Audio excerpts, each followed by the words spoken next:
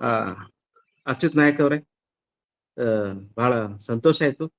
ಜ್ಞಾನ ವಂದನ ಒಂದು ಸಂಸ್ಥೆ ಅದ್ಭುತವಾಗಿ ಕೆಲಸ ಮಾಡ್ತಾ ಇದ್ರಿ ತಾವು. ನಿಮಗೆ ನನ್ನ ವಂದನೆಗಳು. ಮುಖ್ಯವಾಗಿ ಇವತ್ತು ನೋಡ್ರಿ, ಆಕಾಶವಾಣಿ ಸಾಂಸ್ಕೃತಿಕ ರಾಯಭಾರಿಯಾಗಿ ಕೆಲಸ ಮಾಡ್ತಾ ಇದೆ ಅಂತ ತಾವು ಹೇಳ್ತಾ ಇದ್ರಿ.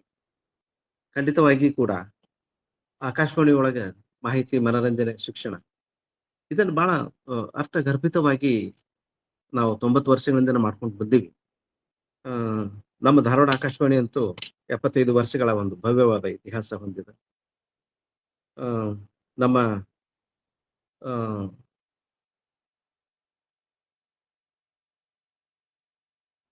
ದ. ರಾ ಬೇಂದ್ರೆ ಅವ್ರು ಇರ್ಬೋದು, ಕುವೆಂಪು ಅವ್ರು ಇರ್ಬೋದು, ಚನ್ನವೀರ್ ಕಣ್ವಿ ಇರ್ಬೋದು, ಮತ್ತು ಮುಖ್ಯವಾಗಿ ಸಂಗೀತದ ಒಂದು ದಿಗ್ಗಜರಾಗಿರುವಂತಹ ಡಾಕ್ಟರ್ ಗಂಗೂಬಾಯಿ ಹಾನ್ಗಲ್, ಮಲ್ಲಿಕಾರ್ಜುನ್ ಮನ್ಸೂರ್, ಬಸವರಾಜ ರಾಜ್ಗುರು, ಅಂದ್ರೆ ಇಂಥ ಒಂದು ಮೇರು ಸದೃಶ ವ್ಯಕ್ತಿಗಳು ಮತ್ತು ಸಾಹಿತ್ಯ ಮತ್ತು ಸಂಗೀತ ಮತ್ತು ಅಸಂಖ್ಯಾತ ಜನಪದ ಕಲಾವಿದರು. ಯಾಕಂದ್ರೆ ಆ, ನಮ್ಮ ಆಕಾಶವಾಣಿಯ ಹೃದಯ ಇರುವುದು ಜನಪದರಲ್ಲಿ. ಆ ಜನಪದರು ಈ ಆಕಾಶವಾಣಿಯನ್ನ ಬೆಳೆಸಿದಂಥವ್ರು. ಆ ನಿಟ್ಟಿನೊಳಗೆ ಈ ಒಂದು ಆ, ನಿರ್ದೇಶಕ ಸ್ಥಾನದಲ್ಲಿ ಇದ್ಕೊಂಡು ನನಗೆ ಒಂದು 75 ವರ್ಷದ ಅಮೃತ ಮಹೋತ್ಸವ ಸಮಾರಂಭ ಮಾಡ್ಲಿಕ್ಕೆ ಅವಕಾಶ ಸಿಕ್ಕಿದ್ದು ನನಗೆ ಬಹಳ ಸಂತೋಷ. ಬಹುಶಃ ಆ, ಮುಖ್ಯವಾಗಿ ಅಂತಂದ್ರೆ ಆ, ದೃಷ್ಟಿ ದಿವ್ಯ ಚೈತನ್ಯರು ನಿಮ್ಮಲ್ಲಿ ಬಹಳ ಜನ ಇದ್ದೀರಿ. ಅಂದ್ರೆ ಆ, ಒಂದು ಒಳಗಣ್ಣು ಇರ್ತದೆ. ಆ, ನಮ್ಮ ಇವ್ರು ಹೇಳ್ತಾರೆ, ನಮ್ಮ ಶರೀಫ್ ಅವರು, ನನ್ನೊಳಗ ನಾ ತಿಳ್ಕೊಂಡೆ ಅಂತ ಹೇಳಿ. ಈಗ ಆ ಒಂದು ಭಾವನೆ, ಆ ಒಂದು ಸದ್ಭಾವನೆ ಏನಿದೆ ಅಲ್ಲ, ನನ್ನೊಳಗ ನಾ ತಿಳ್ಕೊಂಡೆ ಅನ್ನೋ ಭಾವನೆ ಏನಿದೆಲ್ಲ, ಅದು ನಮ್ಮಲ್ಲಿ ಸರ್ವವ್ಯಾಪಿಯಾಗಿ ಬರ್ಲಿಕ್ಕೆ ಸಾಧ್ಯ ಆದಾಗ ಮಾತ್ರ ಒಂದು ಅದ್ಭುತವಾದ ಒಂದು ಸಾಧನೆಯನ್ನು ಮಾಡ್ಲಿಕ್ಕೆ ನಮಗೆ ಸಾಧ್ಯ ಆಗ್ತದೆ. ಆ ನಿಟ್ಟಿನೊಳಗ ನಾವು ವಿಚಾರ ಮಾಡ್ತಾ ಇದ್ದಾಗ ಆ, ನಾವು ಅಚ್ಯುತ್ ನಾಯಕ್ ಅವರನ್ನ ಅಭಿನಂದಿಸಲೇಬೇಕು. ಬಹಳ ಅದ್ಭುತವಾದ ಕಾರ್ಯಕ್ರಮವನ್ನ ಸಂಯೋಜನೆ ಮಾಡಿದ್ದೀರಿ. ಗೂಗಲ್ ಮೀಟ್ ಅಂತ ಈ ಒಂದು, ನಾನು ಬೇರೆ ಬೇರೆ ಸ್ಥಳದಲ್ಲಿ ಇದ್ರೂ ಕೂಡ ನಾವು ಬಹಳ ಹತ್ತಿರವಾಗಿ ಆ, ಆಪ್ತವಾಗಿ ನಾವು ಸಂಭಾಷಿಸಬಹುದು. ಆಕಾಶವಾಣಿ ಕೂಡ ಅದೇ ಕೆಲಸವನ್ನು ಮಾಡ್ತಾ ಇದೆ. ಆಕಾಶವಾಣಿ ಮಾಡ್ತಾ ಇರೋದೇನು ಅಂದ್ರೆ ಆ, ಗಾಳಿ ಮೂಲಕ ನಾವು ನಿಮ್ಮನ್ನ ತಲುಪ್ತಾ ಇದ್ದೀವಿ. ನಮ್ಮ ವಿಶೇಷ ಕೇಳುಗರೊಳಗ ದೃಷ್ಟಿ ದಿವ್ಯ ಚೇತನರು ಬಹಳ ಜನ ಇದ್ದಾರೆ. ಅವರು ಇವತ್ತಿಗೂ ಕೂಡ ನಮಗೆ ನಮ್ಮ ಅಪ್ಪಟ ಅಭಿಮಾನಿಗಳು.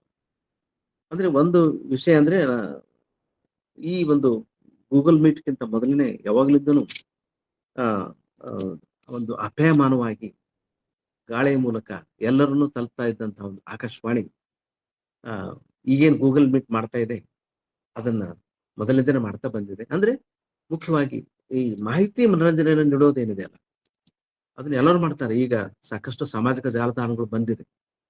ಆ, ನೋಡ್ರಿ, ಆದ್ರೆ ನಮ್ಮ ಆಕಾಶವಾಣಿ ಆಗ್ಲಿ, ಆ, ಚಂದನ ಆ, ದೂರದರ್ಶನವಾಗ್ಲಿ, ಅವೆರಡು ಕಾರ್ಯಕ್ರಮಗಳನ್ನ, ಒಂದು ವಾಹಿನಿಗಳನ್ನ ನೋಡ್ತಾ ಇದ್ರೆ ಅಂದ್ರೆ ಒಂದು ವಿಕಾರತೆ, ಮಾನಸಿಕವಾಗಿ ನಾವು ಏನೋ ಒಂದು ಆ, ಒಂದು ಕೆರಳಿಸುವಂತ ಕಾರ್ಯಕ್ರಮಗಳನ್ನ ಮಾಡೋದೇ ಇಲ್ಲ.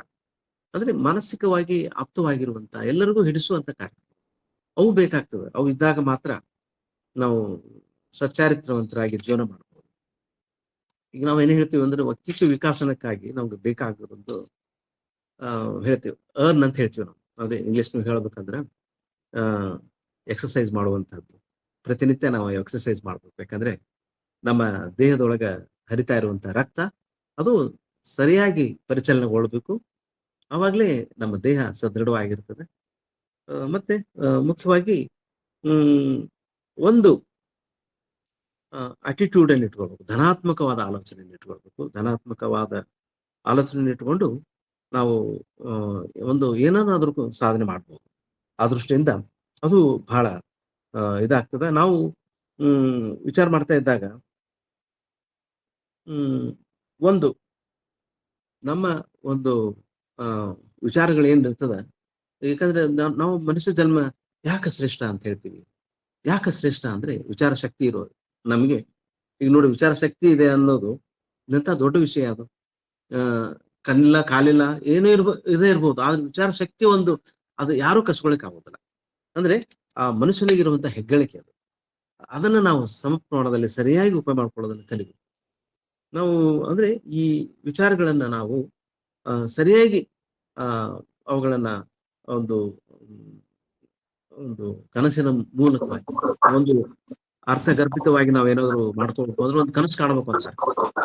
ನಿಮ್ಮ ಮನೆಯಲ್ಲಿ ಏನಾದ್ರು ಒಂದು ಇದು ಬೇಕು ಅಂದ್ರೆ ಕನಸು ಕನಸನ್ನ ಆ, ಕನಸನ್ನ ಬೆನ್ನಟ್ಟುವಂತ ಒಂದು ಕೆಲಸವನ್ನ ಮಾಡ್ಬೇಕು ಅಂತ ಹೇಳ್ತಾರೆ. ಆ ನಿಟ್ಟಿನೊಳಗ ನಮ್ಮ ವಿಚಾರಗಳು ಬಹಳ ಅದ್ಭುತವಾಗಿ ನಮ್ಮನ್ನ ನಾವು ಹ್ಮ್, ಸರಿ ಮಾಡ್ಕೊಳ್ಳಿಕ್ಕೆ ಅಥವಾ ನಮ್ಮನ್ನ ಹಾಳು ಮಾಡ್ಲಿಕ್ಕೂ ಕೂಡ ಕಾರಣಗಳಾಗ್ತವೆ. ಅದಕ್ಕೆ ಇದು ನಮ್ಮ ಸಹವಾಸ ಹೇಗಿದೆ ಅದು ಬಹಳ ಮುಖ್ಯ. ಆ ನಿಟ್ಟಿನೊಳಗ ಏನು ಅಚ್ಯುತ ನಾಯಕ್ ಅವ್ರು ನೀವು ಆರಂಭ ಮಾಡಿದ್ದೀರಿ, ಇದು ಬಹಳ ಅತ್ಯದ್ಭುತವಾಗಿರುವಂತದ್ದು. ಈಗ ನೋಡ್ರಿ, ಈ UPSC ಕೋಚಿಂಗ್ ಅಂದ್ರೆ ಅದೇನು ಸಾಮಾನ್ಯ ವಿಷಯ ಅಲ್ಲ. ಯಾಕಂದ್ರೆ ಅಲ್ಲಿ ಎಲ್ಲ ರೀತಿಯೊಳಗೂ ಸಾಮಾನ್ಯ ಜ್ಞಾನಕ್ಕಿಂತ ಹೆಚ್ಚು ಪ್ರಾತಿನಿಧ್ಯತೆ ಇದೆ. ಇವತ್ತು ನೋಡ್ರಿ, ಸಾಕಷ್ಟು ಕೋಚಿಂಗ್ ಸೆಂಟರ್ಗಳಿದೆ. ಒಂದು ಕೋಚಿಂಗ್ ಸೆಂಟರ್ಗಳು ಅಂತ ಹೇಳಿದ್ರೆ ಟ್ಯೂಷನ್ ಕ್ಲಾಸಸ್ ಅಂತ ಹೇಳ್ಬೋದು. ಅಂದ್ರೆ ನಾವು ಒಂದು ಒಂದು ವಾಣಿಜ್ಯೀಕರಣ ಮಾಡಿ ಇದರಿಂದ ನಾವು ಗಳಿಸ್ಬೇಕು ಅಂತ ಬಂದಂತವರೇ ಬಹಳ ಜನ. ಹೀಗಾಗಿ ಏನಾಗಿದೆ, ಬಂದ ವಿದ್ಯಾರ್ಥಿಗಳನ್ನ ಒಂದು ಸ್ವಾಗತ ಮಾಡೋದೊಂದೇ ಕೆಲಸ, ಅವ್ರನ್ನ ಬೀಳ್ಕೊಡೋ ಕೆಲಸ ಆಗೋಲ್ಲ ಸರಿಯಾಗಿ. ಆ ನಿಟ್ಟಿನೊಳಗ ಅಂದ್ರೆ ಇವತ್ತು ನಮ್ಮ ಒಂದು ಬದ್ಧತೆ ಹೆಂಗಿರ್ಬೇಕು ಅಂದ್ರೆ, ನಾವೊಂದು ಕೋಚಿಂಗ್ ಸೆಂಟರ್ ನಡೆಸುವೆ ಅಂತ ಅಂದ್ರೆ ಅದರಲ್ಲಿ ರಿಸಲ್ಟ್ಸ್ ಯಾವ ರೀತಿ ಇದೆ, ನಮ್ಮ ಒಂದು ಫಲಿತಾಂಶ ಯಾವ ರೀತಿ ಇದೆ. ನಾನು ವಿದ್ಯಾರ್ಥಿಗಳನ್ನ ಒಂದು ಮೇಲ್ದರ್ಜೆಗೇರಿಸಲಿಕ್ಕೆ ನನಗೆ ಸಾಧ್ಯನಾ? ನಾನು ಎಷ್ಟೋ ಕೋಚಿಂಗ್ ಸೆಂಟರ್ಸ್ ಕೇಳಿದೆ ನಾನು. ಯಾಕ್ರಿ ಆಕಾಶವಾಣಿ ನಾವು ಆಕಾಶವಾಣಿ ಧಾರವಾಡದ ನಿರ್ದೇಶಕನ ನಿಮ್ ಕೇಳ್ತಾ ಇದ್ದೀನಿ. ಯಾಕ್ರಿ ಇಷ್ಟು ವರ್ಷಗಳಾದ್ರೂ ಕೂಡ ಧಾರವಾಡದೊಳಗ ಒಂದು IAS ಯಾಕಾಗಿಲ್ಲ ಕೇಳ್ತಾ ಇದ್ರಿ. ಏನ್ರಿ ಹುಡುಗರಿಗೆ ಅವ್ರಿಗೇನು ಒಂದ್ ಚಂದಾಗ ಡಿಗ್ರಿ ಮಾಡಕ್ ಬರುದಿಲ್ಲ, ಒಂದು ಚಂದ ಒಂದು ಯಾವ್ದಾರು ಕೊಟ್ರೆ ಓದ್ಲಿಕ್ಕೆ ಬರುದಿಲ್ಲ, ಬರೀಲಿಕ್ಕೆ ಬರುದಿಲ್ಲ, ಅವ್ನ ಹೆಂಗ್ ಮಾಡ್ಲಿಕ್ಕೆ ಆಗತ್ರಿ? ಮತ್ತೆ ನೀವು ಸಂಸ್ಥೆ ಯಾಕೆ ನಡೆಸ್ತೀರಿ? ಎಲ್ಲ ಎಲ್ಲ ಅಂದ್ರೆ ವಿದ್ಯಾರ್ಥಿಗಳ ಮೇಲೆ ಎಲ್ಲ ಹಾಕ್ತಾ ಇದ್ರೆ ಆ, ಸಂಸ್ಥೆ ನಡೆಸೋದ್ರಲ್ಲಿ ಅರ್ಥ ಏನಿದೆ? ಹಾಗಿದ್ರೆ ಕೈ ಚೆಲ್ಲಿ ಕೊಡ್ಬೋದಲ್ಲ. ಅಂದ್ರೆ ಪಾಸಿಂಗ್ ದ ಬಕ್ ಅಂತ ಹೇಳ್ತೇವೆ. ಅಂದ್ರೆ ಜವಾಬ್ದಾರಿ ಇನ್ನೊಬ್ಬರ ಮೇಲೆ ಹಾಕಿಬಿಡೋದು. ಹಂಗ್ ಹಾಕೋದ್ರಿಂದ ನಾವ್ ಏನ್ ಸಾಧನೆ ಮಾಡಂಗ ಆಗ್ತದೆ. ಇವತ್ತು ನಾವು ಯಾವುದೇ ಒಂದು ವ್ಯವಹಾರ ಇರ್ಬೋದು, ಅದ್ರೊಳಗೆ ನಾವು ಸಾಕಷ್ಟು ಆ ಆ, ಸಾಧನೆ ಮಾಡ್ಬೋದು, ಸಾಕಷ್ಟು ದುಡ್ಡನ್ನು ಗಳಿಸ್ಬೋದು. ಆದ್ರೆ ಮಾನಸಿಕವಾಗಿ ಒಂದು ಕೃತಾರ್ಥತೆ, ಒಂದು ನಾ ಏನೋ ಒಂದು ಸಾಧನೆ ಮಾಡಿನ ಅನ್ನೋದು ಒಂದು ಬರ್ಬೇಕಲ್ಲ, ಒಂದು ಆತ್ಮವಿಶ್ವಾಸ ಇರ್ಬೇಕಲ್ಲ. ಅದು ಬರ್ಬೇಕು ಅಂತಂದ್ರೆ ಪ್ರಾಮಾಣಿಕವಾದ ಪ್ರಯತ್ನ ಪ್ರತಿಯೊಂದು ವಿಭಾಗದಲ್ಲಿ ಕೂಡ ಆಗ್ಬೇಕು. ಅಚ್ಯುತ್ ನಾಯ್ಕ ಅವರು ನಿಜವಾಗಿ ಕೂಡ ನೀವು ಬಹಳ ಪ್ರಾಮಾಣಿಕವಾಗಿ ನಿಮ್ಮ ಬದ್ಧತೆ ನೋಡಿದ್ರೆ ಅನಿಸ್ತದೆ, ಬಹಳ ಶಿಸ್ತಿನಿಂದ ಈ ಒಂದು ಕಾರ್ಯಕ್ರಮವನ್ನು ಆಯೋಜಿಸಿದ್ದೀರಿ. ನನ್ನಿಂದನೇ ಒಂದ್ ಸ್ವಲ್ಪ ತಡ ಆಯ್ತು. ಆದ್ರೆ ಆ ಶಿಸ್ತುಬದ್ಧವಾದ ಒಂದು ಪ್ರಯತ್ನ ಏನಿದೆಲ್ಲ ಅಭಿನಂದನಾರ್ಹರು. ಮತ್ತೆ ನೋಡ್ರಿ, ಇವತ್ತು ನೋಡ್ರಿ, ಆರಂಭಿಕವಾಗಿ ಸ್ವಲ್ಪ ಎಲ್ಲ ಕಡೆ ಆಗ್ತದೆ. ಈಗ ನೋಡ್ರಿ, ಎಲ್ಲರೂ ಮ್ಯೂಟ್ ಮಾಡ್ಕೊಂಡು ಕೇಳ್ತಾ ಇದ್ದೀರಿ. ಅದು ಯಾರಾದ್ರೂ ಇನ್ನೊಬ್ರ ಮಧ್ಯೆ ಆ ಧ್ವನಿ ಕೇಳಲಿಕ್ಕೆ ಆಯ್ತು ಅಂದ್ರೆ ಮತ್ತೊಬ್ಬರಿಗೆ ಮಾತಾಡೋದು ಕೇಳೋದೇ ಇಲ್ಲ. ಆದ್ರೆ ಇಷ್ಟು ಶಿಸ್ತುಬದ್ಧವಾಗಿ ಯಾವುದೇ ಗೂಗಲ್ ಮೀಟು ಇಷ್ಟು ಯಶಸ್ವಿಯಾಗಿ ಆಗ್ಲಿಕ್ಕೆ ಸಾಧ್ಯ ಇಲ್ಲ. ಅಂದ್ರೆ ನೀವು ಒಳಗಣ್ಣ ತೆಗೆದುಕೊಂಡು ನೀವೆಲ್ಲ ನೋಡ್ತಾ ಇದ್ದೀರಿ. ಮತ್ತೆ ನಿಮ್ಮ ಒಂದು ಅಂತಃಚಕ್ಷು ಏನಿದೆ, ಒಂದು ತಹತಹಿಸ್ತಾ ಇದೆ. ಇವತ್ತು ನಮ್ಗೆ ಸಾಕಷ್ಟು UPSC ಪಾಸ್ ಮಾಡಿದಂತಹ ದಿವ್ಯ ಚೇತನರು ಇದ್ದಾರೆ, ಅಧಿಕಾರಿಗಳಾಗಿದ್ದಾರೆ. ಅವರು ಅತ್ಯುತ್ತಮವಾದ ಸಂದೇಶವನ್ನ ಸಮಾಜಕ್ಕೆ ನೀಡ್ತಾ ಇದ್ದಾರೆ. ಒಬ್ಬ ಮಾರ್ಗದರ್ಶಿಯಾಗಿ ಮುನ್ನಡೆಸ್ತಾ ಇದ್ದಾರೆ. ಅದಕ್ಕೆ ನೀವೇನು ನಿರ್ಧಾರ ಮಾಡಿದಿರಲ್ಲ, ಆ, ನೀವು UPSC ಅಂದ್ರೆ ಯೂನಿಯನ್ ಪಬ್ಲಿಕ್ ಸರ್ವಿಸ್ ಕಮಿಷನ್. ಯಾಕಂದ್ರೆ ಬೇರೆ ಯಾವ್ದೋ ಒಂದು ಪರೀಕ್ಷೆ ನಿಯಮಿತವಾಗಿ ಇಲ್ಲದೆ ಇರಬಹುದು, ಆದ್ರೆ UPSC ಪರೀಕ್ಷೆ ಪ್ರತಿ ವರ್ಷ 1,000 ಹುದ್ದೆಗಳನ್ನು ತುಂಬುತ್ತಾನೆ. ಪ್ರತಿ ವರ್ಷ ಆ ಒಂದು ಪದವಿ ಇದ್ರೆ ಸಾಕು. ಪದವಿ ಇದ್ರೆ ಸಾಕು ಅಂತ ಹೇಳ್ತಾ ಇರ್ಬೋದು. ಯಾವುದೇ ಪದವಿ ಇರ್ಬೋದು, ಆ ಪದವಿ ಇದ್ರೆ ನೀವು IAS ಆಗ್ಬೋದು, IPS ಆಗ್ಬೋದು, ಬೇರೆ ಇಂಡಿಯನ್ ರೆವಿನ್ಯೂ ಸರ್ವಿಸ್ ಜಾಯ್ನ್ ಆಗ್ಬೋದು. ಅದ್ರ ಜೊತೆಗೆ ಕೆಲವೊಂದಿಷ್ಟು ಇಂಡಿಯನ್ ಫಾರೆಸ್ಟ್ ಸರ್ವಿಸ್ ಪರೀಕ್ಷೆ ಅಂತ ಬರ್ತದೆ, ಭಾರತೀಯ ಅರಣ್ಯ ಸೇವೆ. ಅಲ್ಲಿ ವಿಜ್ಞಾನ ಪದವೀಧರರು ಮತ್ತೆ ವಿಶೇಷವಾಗಿ ಈಗ ಫಾರೆಸ್ಟ್ ಒಳಗ ಡಿಗ್ರಿ ಮಾಡಿದವರಿಗೆ ಪ್ರಿಫರ್ ಮಾಡ್ತಾ ಇದ್ದಾರೆ. ಇಂಡಿಯನ್ ಎಂಜಿನಿಯರಿಂಗ್ ಸರ್ವಿಸ್ ಇದೆ, ಅದು ಕೂಡ ಸಮಾನಾಂತರವಾಗಿರುವಂತಹದ್ದು. ತಾಂತ್ರಿಕವಾಗಿ ನಾವೇನು ಆ ಪದವಿಯನ್ನು ಪಡ್ಕೊಂಡ್ವಿ ಅವ್ರಿಗೆಲ್ಲ ಎಂಜಿನಿಯರಿಂಗ್ ಸರ್ವಿಸ್ ಇದೆ, ಇಂಡಿಯನ್ ಸ್ಟಾಟಿಸ್ಟಿಕಲ್ ಸರ್ವಿಸ್ ಇದೆ, ಸಂಖ್ಯಾಶಾಸ್ತ್ರ ಮತ್ತು ಅರ್ಥಶಾಸ್ತ್ರ ಇದ್ರೊಳಗೆ ಒಂದು ಪ್ರೌಢಮೆಯನ್ನು ಪಡೆದವರು ಆ ಒಂದು ಪರೀಕ್ಷೆಯನ್ನು ಬರೀಬಹುದು. ಅಲ್ಲಿ ಕೆಲವೊಂದಿಷ್ಟು ಪ್ರತಿ ವರ್ಷ ಇವು ನಿತ್ಯವಾಗಿ ನಡೀತಾವು. ಆದ್ರೆ ಇವು ನಮಗೆ ಗೊತ್ತಿಲ್ಲ, ಎಷ್ಟೋ ಜನ ನಾವು ಅಂದ್ರೆ ನಿಯಮಿತವಾಗಿ ನಮಗೆ ಅವಕಾಶ ಸಿಗ್ತಾ ಇಲ್ಲ ಅಂತ ಹೇಳಿ. ಒಂದು ತಿಳ್ಕೊಳ್ಳಿ, ನೀವು ಏನು ಎಲ್ಲ ಕೇಳ್ತಾ ಇದ್ರಲ್ಲ, ಈ UPSCಗೆ ನೀವು ಪ್ರಯತ್ನ ಮಾಡಿದ್ರಿ, ಒಂದು ಯಾವ್ದಕ್ಕಾದ್ರೂ ಏಣಿ ಇಡ್ಬೇಕು ಅಂದ್ರೆ ದೊಡ್ಡದಕ್ಕೆ ಏಣಿ ಇಡ್ಬೇಕಂತ ಅಂದ್ರೆ ನಮ್ಗೆ ಸಣ್ಣ ಪುಟ್ಟ ಅವಕಾಶಗಳು ಸಿಕ್ಕೇ ಸಿಗ್ತವೆ. ನಾನೇ ಉದಾಹರಣೆ ತಗೊಳ್ಳೆ, ನಾನು UPSC ಪರೀಕ್ಷೆಯನ್ನು ನಾನು 1988 ಬರೀಲಿಕ್ಕೆ ನಾನು ಪ್ರಯತ್ನ ಮಾಡಿದೆ. ಪ್ರಿಲಿಮಿನರಿ ಪಾಸ್ ಆದೆ. ಮುಂದೆ ಮೇನ್ಸ್ ಬರಲಿಕ್ಕೆ ನಾನು ಅವಕಾಶ ಇತ್ತು. ನಾನು ಓದಿದೆ, ಸಾಕಷ್ಟು ಓದಿದೆ. ಆದ್ರೆ ನನಗೆ ಸಿವಿಲ್ ಸರ್ವಿಸ್ ಬರೀಲಿಕ್ಕೆ ಆಗ್ಲಿಲ್ಲ. ಯಾವ್ದೋ ಕಾರಣಾಂತರ ಇರ್ಬೋದು. ಟ್ಯೂಷನ್ ಕ್ಲಾಸ್ ಮಾಡಿದ್ವಿ. ಆಮೇಲೆ ಒಂದು ನೌಕರಿ ಸಿಕ್ತ ಮೇಲೆ ಬೇರೆ ಬೇರೆ ಒಂದು ಕಾರಣಾಂತರಗಳಿಂದ ಅದನ್ನು ಮುಂದುವರಿಸಲಿಕ್ಕೆ ಆಗ್ಲಿಲ್ಲ. ಇಂಡಿಯನ್ ಫಾರೆಸ್ಟ್ ಸರ್ವಿಸ್ ಪರೀಕ್ಷೆ ಕೂಡ ನಾನು ಬರ್ದೆ. ಆದ್ರೆ ಅದು ಒಂದು ತುಡಿತ ಯಾವಾಗ್ಲೂ ಇತ್ತು ನನಗೆ. ಸ್ವಲ್ಪ ದಿನಗಳವರೆಗಂತೂ ಬಹಳ ಇತ್ತು. ಆದ್ರೆ ಅದು ಯಾವ್ದೋ ಕಾರಣಕ್ಕೂ ಅದು ನನ್ನ ಅದೃಷ್ಟದಲ್ಲಿ ಇಲ್ಲ ಕಾಣುತ್ತೆ ಆಗ್ಲಿಲ್ಲ. ಆದ್ರೆ ನನಗೆ ಅಲ್ಲಿ ಓದಿದ್ದಕ್ಕೆ ನನಗಾಗಿರೋ ಒಂದು ಲಾಭ ಅಂದ್ರೆ ನಾನು ಯಾರೋ ಒಂದು ಬಿಡೆ ಇಲ್ದೇನೆ, ಯಾರೋ ಒಂದು ಅಧೀನದಲ್ಲಿ ಇಲ್ದೇನೆ ಸರ್ಕಾರಿ ನೌಕರಿಯನ್ನು ಪಡೆಯಲಿಕ್ಕೆ ಸಾಧ್ಯ ಆಯ್ತು. ಒಂದಲ್ಲ 5, 6 ಪರೀಕ್ಷೆಗಳು ನಾನು ಪಾಸ್ ಆದೆ. Karnataka bank officer exam pass ಆಗಿತ್ತು. ಮತ್ತೆ ಆಮೇಲೆ ರೈಲ್ವೆ ಪರೀಕ್ಷೆ ಪಾಸ್ ಆದೆ. ಆಮೇಲೆ Indian forest service examination interview ಮಟ್ಟ ಹೋಗಿ ಬಂದೆ. ಅಂದ್ರೆ ಮುಖ್ಯವಾಗಿ ಇಲ್ಲಿ ಹೇಳ್ಬೇಕು ಅಂತಂದ್ರೆ ಆ, ಒಂದನ್ನು ಉತ್ತಮವಾದದನ್ನ ನಾವು ಆಯ್ಕೆ ಮಾಡ್ಕೊಂಡಾಗ ಅದಕ್ಕಿಂತ ಅದ್ ಕೆಳಗಿರುವಂತಹ ಒಂದು ದೊಡ್ಡ ಕೊಡೆ ಇದ್ದಂಗೆ ಅದು. ಅತ್ಯುತ್ತಮ ಐಎಎಸ್ ಪರೀಕ್ಷೆ ಓದುವುದಂದ್ರೆ ಒಂದು ದೊಡ್ಡ ಕೊಡೆ ನೀವು ಹಿಡ್ಕೊಂಡಾಗ. ಅಂದ್ರೆ ಅಲ್ಲಿ ಕೆಳಗೆ ಬಂದ್ರೆ ಒಬ್ಬರೇ ಅಲ್ಲ ಸಾವಿರಾರು ಮಂದಿ ಕೂಡ ದೊಡ್ಡ ಕೊಡೆ ಇದ್ರೆ ಅವ್ರನ್ನ ರಕ್ಷಣೆ ಮಾಡ್ಬೋದು. ಹಂಗ ಆ ಒಂದು ಕೊಡೆಯನ್ನು ಹಿಡ್ಕೊಂಡು ಕೂತಾಗ ನಿಮ್ಗೆ ಖಂಡಿತವಾಗಿ ಭದ್ರತೆ ಇರ್ತದೆ. ಐಎಎಸ್ ಆಗ್ಲಿಲ್ಲ ಅಂದ್ರ ಬೇರೆ ಬ್ಯಾಂಕ್ ಎಕ್ಸಾಮರ ಪಾಸ್ ಆಗ್ತೀವಿ, ಕ್ಲರಿಕಲ್ ಎಕ್ಸಾಮರ ಪಾಸ್ ಆಗ್ತೀವಿ. ಜೀವನಕ್ಕೆ ಒಂದು ಆ, ಆ, ಒಂದು ದಾರಿ ಸಿಕ್ಕೇ ಸಿಗ್ತದೆ. ಏನೂ ಇಲ್ಲ ಅಂದ್ರೂ ಒಂದು ಸ್ವಯಂ ಉದ್ಯೋಗದಿಂದ ನಾವು ಏನನ್ನು ಸಾಧನೆ ಮಾಡ್ಬೋದು ಅನ್ನೋ ಒಂದು ವಿಶ್ವಾಸ ಬರ್ತದೆ. ಅದು ಖಂಡಿತವಾಗಿ ಈ ಐಎಎಸ್ ಮಾಡ್ಬೇಕು ಅಂತ ಹಠ ಹಿಡಿದು ಕೂತಿರ್ತಾರಲ್ಲ ಅವರಿಗೆ ಖಂಡಿತವಾಗಿ 5 ವರ್ಷ, ಕೆಲವೊಬ್ರು 6, 7 ವರ್ಷ ಪ್ರಯತ್ನ ಮಾಡ್ತಾರೆ. ಐಎಎಸ್ ಆಗಿರುವುದಿಲ್ಲ. ಆದ್ರೆ ಜೀವನದಲ್ಲಿ ಆ ಯಶಸ್ಸಾಗ್ತಾರೆ. ಅಂದ್ರೆ failing is stepping stone for success ಅಂತಾರೆ. ಅಬ್ದುಲ್ ಕಲಾಂ ಅವ್ರು ಹೇಳ್ತಾರೆ. ಅವ್ರು ಎಷ್ಟು ಸಾರಿ ಆ, ಒಂದು ಸ್ಯಾಟಲೈಟ್ ಅನ್ನ ಮೇಲೆ ತಗೊಂಡು ಹೋಗ್ಲಿಕ್ಕೆ ಸೈಕಲ್ ತಗೊಂಡು ಹೋಗ್ತಿದ್ರು ಅವ್ರು. ಆದ್ರೆ ಕೊನೆಗೆ ನೋಡಿ ಯಶಸ್ವಿ ಆದ್ರು. ಎಷ್ಟು ಸಾರಿ ಫೇಲ್ ಆದ್ರು. ಆದ್ರೆ ಇವತ್ತು ಸ್ಯಾಟಲೈಟ್ ಮ್ಯಾನ್ ಅವರು ಅಬ್ದುಲ್ ಕಲಾಂ ಅವರು ಅಷ್ಟೇ ಅಲ್ಲದೇನೆ ತಮ್ಮ ಜೀವನದೊಳಗೂ ಕೂಡ ಆಗಸದ ಎತ್ತರಕ್ಕೆ ಏರಿದ್ರು. ರಾಷ್ಟ್ರಾಧ್ಯಕ್ಷರಾದ್ರು. ಅಂದ್ರೆ ಮಾನವೀಯತೆಗೆ ಎಷ್ಟು ಒಂದು ಉದಾಹರಣೆ ಅಂದ್ರೆ ಪ್ರತಿ ಕಡೆ ಹೋದ ಕಡೆ ಎಲ್ಲ ಮಕ್ಕಳಿಗೆ ಒಂದು ವಿದ್ಯಾಭ್ಯಾಸ, ಮಕ್ಕಳಲ್ಲಿ ಒಂದು ಹೊಸ ಒಂದು ಮಹತ್ವಾಕಾಂಕ್ಷೆ ಬೆಳೆಸ್ಬೇಕು ಅಂತ ಹೇಳಿ ತುಡಿತಾ ಇದ್ರು. ಅಂತಹ ಒಂದು ರಾಷ್ಟ್ರಪತಿಗಳು ನಮ್ಗೆ ಇನ್ನೂವರೆಗೆ ಸಿಗ್ಲಿಲ್ಲ. ಅಂದ್ರೆ ಹೇಳ್ಬೇಕು ಅಂತಂದ್ರೆ ಈ ಒಂದು ಪ್ರಯತ್ನ ಮನಸ್ಸಿದ್ದಲ್ಲಿ ಮಾರ್ಗವಿದೆ ಅನ್ನೋದನ್ನ ಡಾಕ್ಟರ್ ಅಬ್ದುಲ್ ಕಲಾಂ ಅಂತವರು ನಮಗೆ ಮಾಡಿ ತೋರಿಸಿದ್ದಾರೆ. ಈಗ ಆ, ನಿಮ್ಮಲ್ಲೇ ನಮ್ಮ ಇವರಿದ್ದಾರೆ. ಆ, ಸಮರ್ಥನಂ ಶಿಕ್ಷಣ ಸಂಸ್ಥೆ ನಡೆಸ್ತಾ ಇದ್ದಾರೆ. ಆ, ಮಹಾಂತೇಶ್ ಅವರು.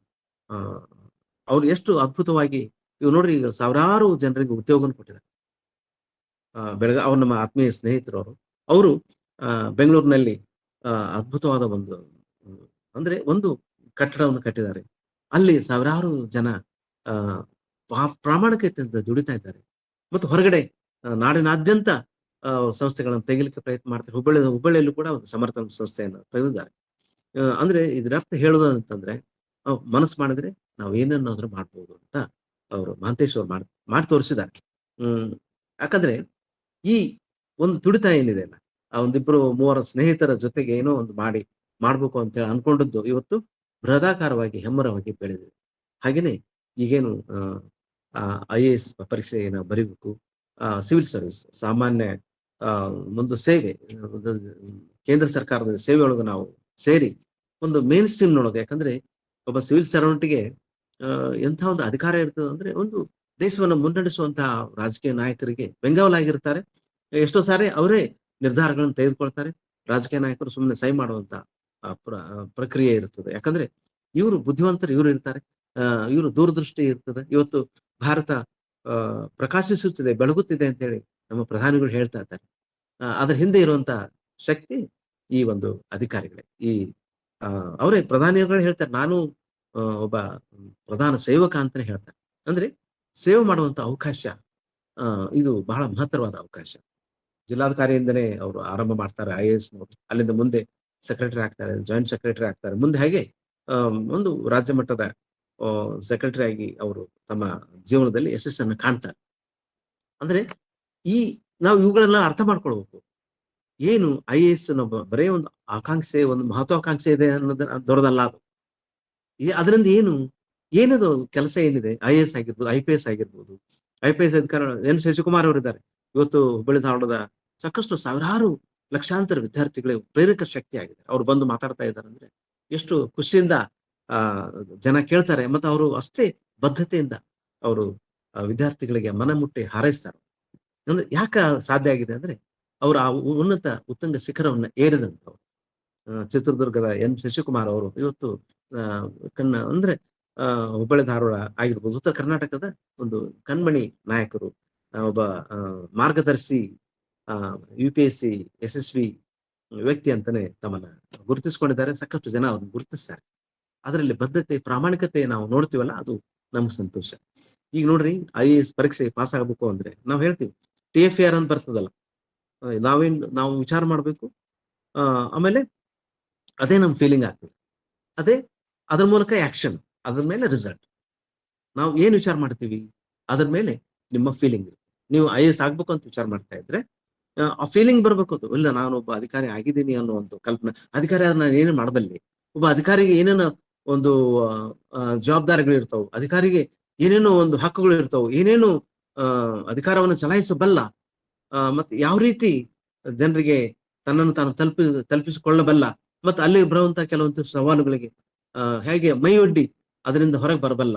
ಯಾಕಂದ್ರೆ ಎಷ್ಟೋ ಜನ ಇವತ್ತು IAS ಆಗಿ ಹೋದಂಥವ್ರು ಆ ಒಂದು ಬದ್ಧತೆಯನ್ನ ಉಳಿಸ್ಕೊಳ್ಳಿಕ್ಕೆ ಸಾಧ್ಯ ಆಗಿಲ್ಲ. ಯಾಕಂದ್ರೆ ಅಲ್ಲಿರೋ ಸವಾಲುಗಳು ಹೆಂಗಿರ್ತದೆ, ಆ ಪ್ರಾಮಾಣಿಕತೆ ಒಂದು ಸವಾಲನ್ನ ಎದುರಿಸಿರ್ಬಹುದು, ಅದನ್ನ ಮೀರಿ ಹೋಗ್ಲಿಕ್ಕೆ ಅವ್ರಿಗೆ ಆಗದೆ ಇರಬಹುದು, ಅಥವಾ ಮತ್ತೆ ಮುಂದೆ ವ್ಯಕ್ತಿತ್ವದ ಒಂದು ಅನಿಸಿಕೆ ಅಲ್ಲ, ಸಂವಹನ ಪ್ರಕ್ರಿಯೆ ಒಳಗೆ ಅವರು ಸೋಲನ್ನ ಅನುಭವಿಸಿರ್ಬೋದು.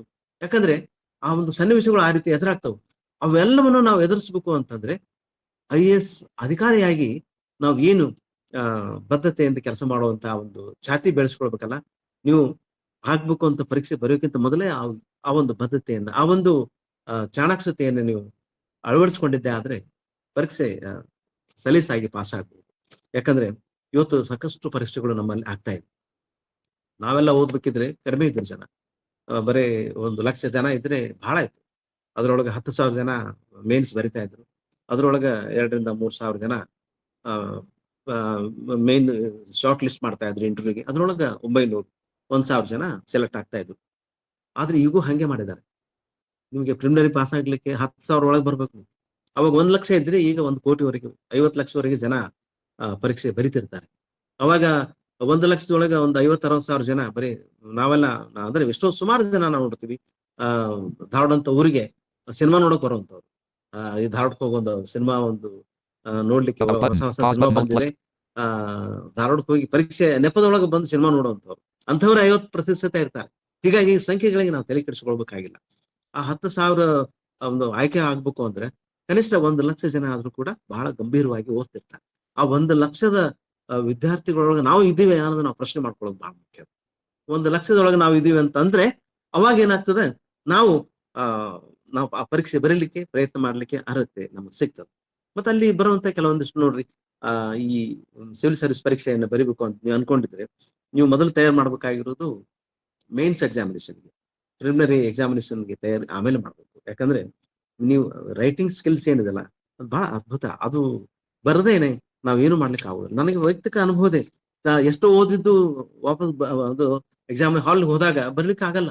ಆದ್ರೆ ಅದನ್ನ ಯಾವ ಮನನ ಮಾಡುವಂತಹದ್ದು, ಒಂದು ಅನಾಲಿಟಿಕಲ್ ಕನ್ಸೆಪ್ಚುವಲ್ ಅಂಡರ್ಸ್ಟ್ಯಾಂಡಿಂಗ್ ಮಾಡ್ಕೊಳ್ಬೇಕಲ್ಲ, ಅದನ್ನ ಅರ್ಥ ಮಾಡ್ಕೊಳ್ದೇನೆ ಒಂದು ಎಲೆಕ್ಟ್ರಿಕಲ್ ಎಬಿಲಿಟಿಯನ್ನು ನಾವು ಬೆಳೆಸ್ಕೊಳ್ಬೇಕಲ್ಲ.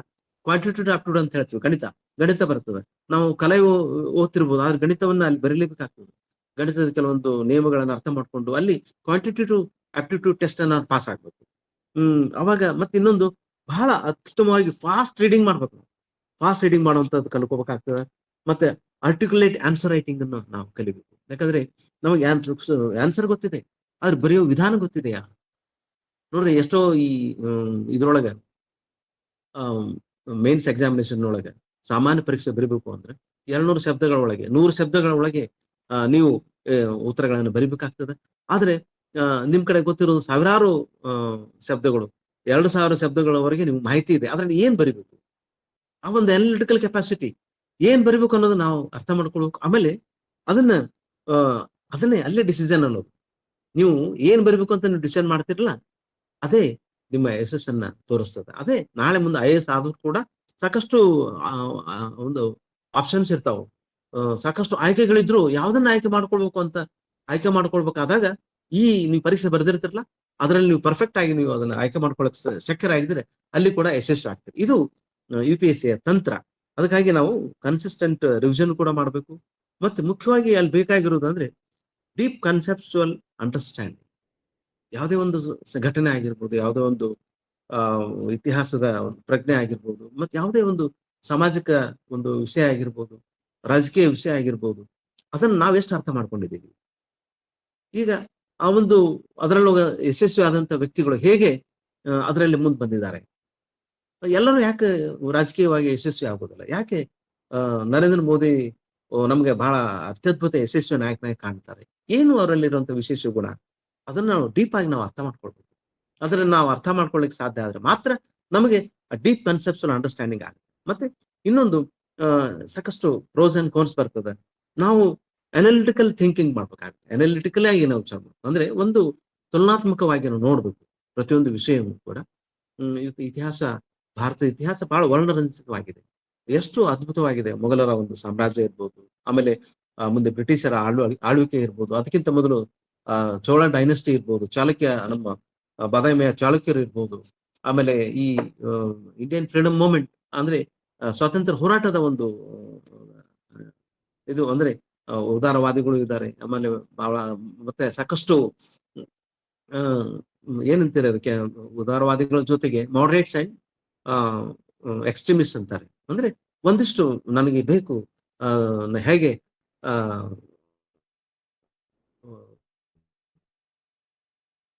ಸುಭಾಷ್ ಚಂದ್ರ ಬೋಸ್ ಅವರು ಗಾಂಧೀಜಿ ಅವರಿಗೆ ಬೇರೆ ಯಾಕೆ ನಿಲ್ತಾರೆ? ನನಗೆ ನಿಮ್ಮ ಅಂದ್ರೆ ನಿಮ್ಮ ಶಕ್ತಿಯನ್ನು ಕೊಡಿ, ರಕ್ತ ಕೊಡಿ, ಸ್ವಾತಂತ್ರ್ಯ ಕೊಡ್ತೇನೆ ಅಂತ ಹೇಳಿದ್ರು. ಅಂದ್ರೆ ಆ ತರ ಆ ಒಂದು ಆ ಈ ಎಕ್ಸ್ಟ್ರೀಮಿಸಮ್ ಏನಿದೆಯಲ್ಲ ಅಂಥದ್ದು ಬೇಕಾಗ್ತದೆ. ಮತ್ತೆ ಉದಾರತೆ ನೋಡ್ರಿ, ಅಸಹಕಾರ ಚಳವಳಿ ಮಾಡೋದು, ಆಮೇಲೆ ಮುಖ್ಯವಾಗಿ ಅವರನ್ನ ಅರ್ಥ ಮಾಡ್ಕೊಂಡು, ಅವರಲ್ಲಿ ಇರುವಂತ ದೌರ್ಬಲ್ಯಗಳನ್ನ ಅರ್ಥ ಮಾಡ್ಕೊಂಡು, ಅದರಿಂದ ನಾವು ಮುಂದೆ ನಾವು ಕಲಿಯುವಂತಹದ್ದು. ಬ್ರಿಟಿಷರನ್ನ ಅವರು ಪೂರ್ಣವಾಗಿ ತಿರಸ್ಕರಿಸಲಿಲ್ಲ. ಅವರೆಲ್ಲಿರುವಂತ ಒಳ್ಳೆಯದನ್ನ ಅರ್ಥ ಮಾಡ್ಕೊಳ್ಳಕ್ ಪ್ರಯತ್ನ ಮಾಡಿದ್ರು, ಅವರಿಗೆ ಸಹಕಾರ ಮಾಡಿದ್ರು. ಎಲ್ಲರೂ ಗಾಂಧೀಜಿಯವರು ಎಲ್ಲರೂ ಈ ಯುದ್ಧದಲ್ಲಿ ನಮ್ಮ ಜನ ಸೈನಿಕರು ಹೋಗೋದು ಬೇಡ ಅಂದ್ರೆ ಅವರು ಆಯ್ತು ನಾವು ಹೋಗಿ ಬರೋಣ ಅಂತ ಅಂದ್ರೆ ಯಾಕಂದ್ರೆ ಹೊಡ್ಕೊಳ್ಳುವಿಕೆ ಬೇಕಾಗ್ತದೆ. ಒಂದು ಪರಸ್ಪರ ಸಹಕಾರದಿಂದ, ಪರಸ್ಪರ ಸಂವಹನದ ಮೂಲಕನೇ ನಾವು ನಮ್ಗೆ ಬೇಕಾದನ್ನು ಸಾಧಿಸ್ಕೊಳ್ಳೋದು ನಮ್ಮ ಧ್ಯೇಯ ಆಗ್ಬೇಕು.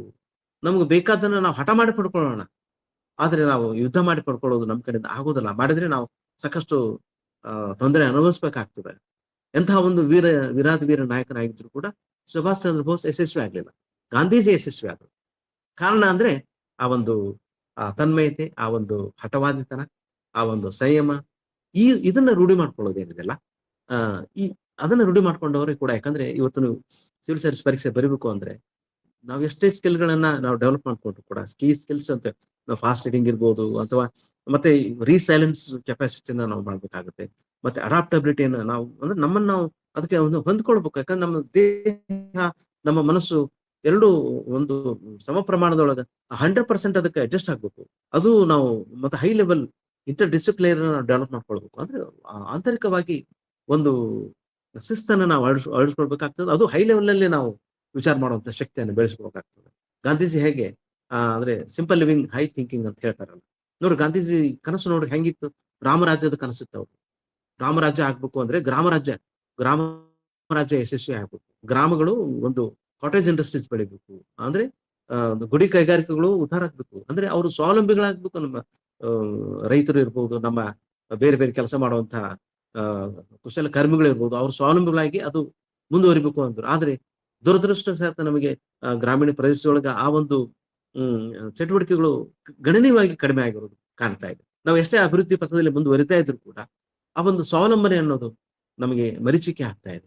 ಇವತ್ತು ಜಾಗತೀಕರಣ ಪ್ರಭಾವದಿಂದ ನೋಡ್ರಿ, ಅಮೆರಿಕದಂತಹ ದೇಶ ಒಂದು ಹಿಡಿತವನ್ನ ಎಲ್ಲ ದೇಶಗಳಲ್ಲಿ ತನ್ನ ಹಿಡಿತವನ್ನ ಇಟ್ಟುಕೊಂಡ ಹಾಗೆ ಭಾರತವನ್ನು ಕೂಡ ಅದು ಬಾಧಿಸ್ತಾ ಇದೆ. ಭಾರತ ಎಷ್ಟೇ ನಾವು ಸೆಲ್ಫ್ ರಿಲಯಂಟ್, ಸೆಲ್ಫ್ ರೆಸಿಸ್ಟೆಂಟ್ ಅಂದ್ರೂ ಕೂಡ ಎಷ್ಟೋ ವಿಷಯಗಳಿಗೆ ನಾವು ಅವ್ರ ಮೇಲೆ ಅವಲಂಬಿತರಾಗಿದ್ದೇವೆ. ಅದಕ್ಕೆ ಕಾರಣ ಅಂದ್ರೆ ನಮ್ಮ ಒಂದು ಹ್ಯೂಮನ್ ರಿಸೋರ್ಸ್ ಏನಿದೆಯಲ್ಲ, ನಾವು ಸೆಲ್ಫ್ ರಿಲಯಂಟ್ ಆಗಿಲ್ಲ. ನಾವು ನಾವು ಉದ್ಯೋಗಕ್ಕಾಗಿ ನಾವು ಅಂಗ್ಲಾಸ್ತಾ ಇದ್ದೀವಿ. ಉದ್ಯೋಗ ನೀಡ್ಲಿಕ್ಕೆ ನಾವು ಪ್ರಯತ್ನ ಮಾಡ್ತಾ ಇದ್ದೀವಿ. ನಾವು ಸ್ವಯಂ ಉದ್ಯೋಗ ಮಾಡಿ ನಮ್ಮ ನಮ್ಮ ನಮ್ಮ ಹೆಚ್ಚುಗಾರಿಕೆಯನ್ನು ನಾವು ಪ್ರಯತ್ನ ಮಾಡಿ ತೋರಿಸ್ಬೇಕಾಗಿದೆ. ನಮ್ಮ ಪ್ರಧಾನಿಗಳು ಹೇಳ್ತಾ ಇದ್ದಾರೆ. ಅಂದ್ರೆ ನಾವು ಮೇಕ್ ಇನ್ ಇಂಡಿಯಾ ಪ್ರಾಡಕ್ಟ್ ಅನ್ನು ಮಾಡಬೇಕು. ನಮ್ಮ ಭಾರತೀಯ ಒಂದು ವಸ್ತುಗಳನ್ನೇ ಉಪಯೋಗ ಮಾಡಬೇಕು. ಆದ್ರೆ ಎಷ್ಟು ಜನ ಉಪಯೋಗ ಮಾಡ್ತಾ ಇದ್ದೀವಿ ಅಂದ್ರೆ ಅದರ ಅರ್ಥ ನಾವು ನಮ್ಮ ಒಂದು ಬದ್ಧತೆಯನ್ನ, ಆ ಒಂದು ಪ್ರಾಮಾಣಿಕತೆಯನ್ನ ತೋರಿಸ್ತಾ ಇಲ್ಲ ಮತ್ತು ಸ್ವಾವಲಂಬಿ ಗುಣವನ್ನು ಬೆಳೆಸ್ತಾ ಇಲ್ಲ. ನಾವು ಇನ್ನೊಬ್ರು ಚಾಕರಿ ಮಾಡೋದಂತಾರಲ್ಲ, ಅದಕ್ಕೆ ನಾವು ನೌಕರಿ ಮಾಡ್ಲಿಕ್ಕೆ ನಾವು ಇಷ್ಟಪಡ್ತೀವಿ. ನೋಡ್ರಿ ಮೊನ್ನೆ ತಾನೇ ಸಾಕಷ್ಟು ಸಾವಿರಾರು ಲಕ್ಷಾಂತರ ವಿದ್ಯಾರ್ಥಿಗಳು ಒಂದು ಸ್ಟ್ರೈಕ್ ಮಾಡೋದು. ಅದು ಬಹುಶಃ ಅದ್ ಕಾರಣಗಳು ಸಾಕಷ್ಟು ಇರ್ಬೋದು. ಆದ್ರೆ ಒಂದು ನೌಕರಿ ಮಾಡ್ಲಿಕ್ಕೆ ನಾವು ಇಷ್ಟು ಯಾಕೆ ಹಪಾಹಪಿ ಮಾಡೋದು? ಆ ಒಂದು ಆ ಜೀವನದ ಯಶಸ್ವಿ ಸೂತ್ರಗಳನ್ನ ನಾವು ತಿಳ್ಕೊಳ್ಳೋಣ. ಐಎಎಸ್ ಮಾಡ್ಲಿಕ್ಕೆ ಆಗ್ಲಿಲ್ಲ ಅಂದ್ರೆ ಏನು? ಐಎಎಸ್ ಪರೀಕ್ಷೆ ಬರೆದ್ಮೇಲೆ ಅದು ನಾವು ಅನಾಲಿಟಿಕಲ್ ಕೆಪಾಸಿಟಿ, ಲಾಜಿಕಲ್ ಥಿಂಕಿಂಗ್ ಎಲ್ಲ ಬಂದ್ಮೇಲೆ ಜೀವನದೊಳಗೆ ಯಶಸ್ವಿ ಆಗೋದೇನು ಅದೇನು ಕಷ್ಟದ ಮಾತ? ಇವತ್ತು ಗ್ರಾಮೀಣ ಭಾಗದೊಳಗೆ ನೋಡ್ರಿ, ಯಾವ್ದೋ ಗೊಬ್ಬರದ ಅಂಗಡಿ ನಡೆಸುವಂತ ಒಂದು ಉದ್ಯಮ ಇರ್ಬೋದು, ಕೃಷಿ ಕಾರ್ಮಿಕ ಇರ್ಬೋದು, ಒಂದ್ ಯಾವ್ದಾರ ಒಂದು ಏಜೆಂಟ್ ಇರ್ಬೋದು, APMC ಏಜೆಂಟ್ ಇರ್ಬೋದು. ಇವತ್ತು ಸಾಕಷ್ಟು ಆ ಜೀವನದೊಳಗೆ ಸಾಧನೆ ಮಾಡಿದ್ದಾರೆ ಮತ್ತು ಗಳಿಸಿ ತೋರಿಸಿದ್ದಾರೆ. ಅವರು ಇನ್ನು ಮಾದರಿಯಾಗಿ ನಿಲ್ತಾರೆ. ಅದೇ ತಮ್ಮೂರಲ್ಲೇ ಇದ್ದುಕೊಂಡು ಅವರು ಸಾಧನೆ ಮಾಡಿದ್ದಾರೆ. ಅವ್ರು ಯಾವ ಐಎಎಸ್ ಆಫೀಸರ್ಗೂ ಕಡಿಮೆ ಇಲ್ಲ ಅಂತ ನಾ ಹೇಳ್ತೇನೆ. ಅಂದ್ರೆ ಆ ಒಂದು ಸ್ವಂತಿಕೆಯನ್ನ ನಾವು ಎಂದೂ ಬಿಟ್ಕೊಡ್ಬಾರ್ದು ಆ ನಿಟ್ಟಿನೊಳಗೆ. ಅದು ಈ ಒಂದು ವಿಷಯಗಳನ್ನ ಎಂದೂ ನಾವು ಮದಟ್ ಮಾಡ್ಕೊಳ್ಬೇಕು. ಆದ್ರೆ ಇದು ಐಎಎಸ್ ಏನು ಅನ್ಕೋತೀವಲ್ಲ, union public service commission examination ಅದಲ್ಲ, ಅದು ಕಷ್ಟ ಸಾಧ್ಯ ಏನ್ ಅಲ್ಲ. ಆದ್ರೆ ಪ್ರಯತ್ನ ಮಾಡಿದ್ರೆ ಎಲ್ಲರಿಗೂ ಅದು ಒಂದು ಹೆಬ್ಬಾಗಿರ್ಬೋದು ಅಂತ ನಾ ಖಂಡಿತವಾಗಿ ಹೇಳ್ತೇನೆ. ಒಂದಿಷ್ಟು ಕಾಂಪ್ರಿಹೆನ್ಸಿವ್ ರೀಡಿಂಗ್ ಇರ್ಬೋದು, ಕನ್ಸಿಸ್ಟೆಂಟ್ ರೀಡಿಂಗ್ ಇರ್ಬೋದು.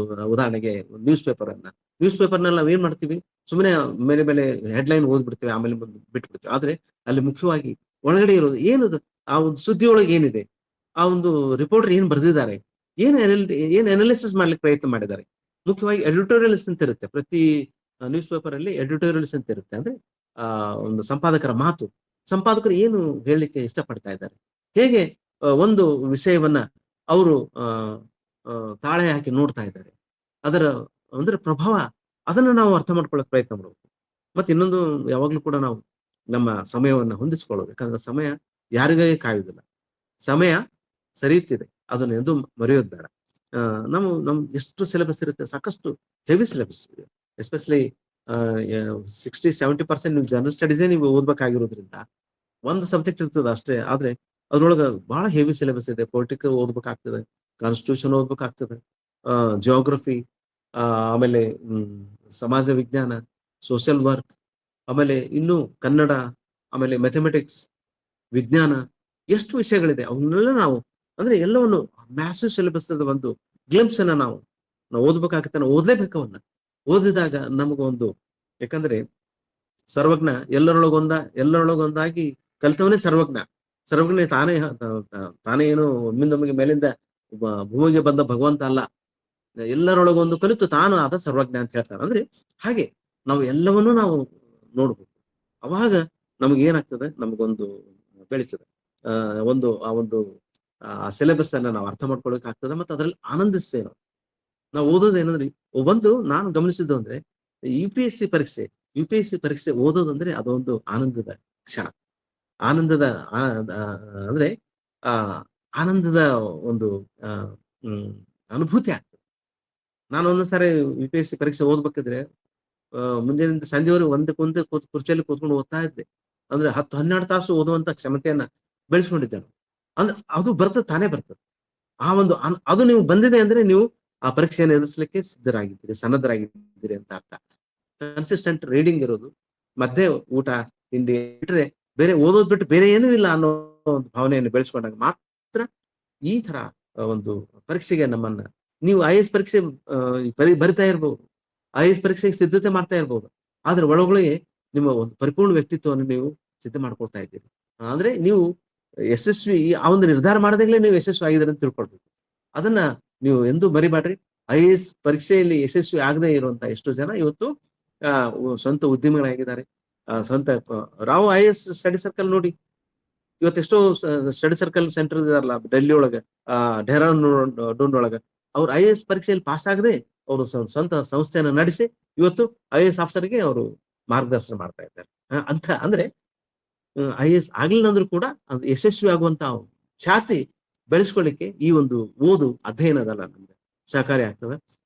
ಎಲ್ಲಿ ಅದಕ್ಕೆ ನೋಡ್ರಿ, ನಮ್ಮ ಸುಭಾಷ್ ಚಂದ್ರ ಬೋಸ್ ಅವರು ಸಣ್ಣ ವಯಸ್ಸಿನೊಳಗನ ಇಂಡಿಯನ್ ಸಿವಿಲ್ ಸರ್ವಿಸ್ ಅಂತಿತ್ತು, ICS ಅಂತಿತ್ತು, ಅವಾಗ ಅದನ್ನ ಪಾಸ್ ಮಾಡ್ತಾರೆ ನೋಡ್ರಿ. ಅಂದ್ರೆ ಆ ದೂರದೃಷ್ಟಿಯನ್ನು ಬೆಳೆಸ್ಕೊಂಡಿದ್ದಕ್ಕೆ ಅವರು ನಿರರ್ಗಳವಾಗಿ ಬರ್ಲಿಕ್ಕೆ ಸಾಧ್ಯ ಆಯ್ತು. ಅದು ನಮ್ಮ ವ್ಯಕ್ತಿತ್ವವನ್ನು ನಾವು ಹೆಂಗ್ ನಾವು ಮಾರ್ಪಾಟ್ ಮಾಡ್ಕೊಳ್ತೀವಿ, ನೀವು IAS ಬರಿತೀವಿ ಅಂತ ಅನ್ಕೊಂಡಾಗ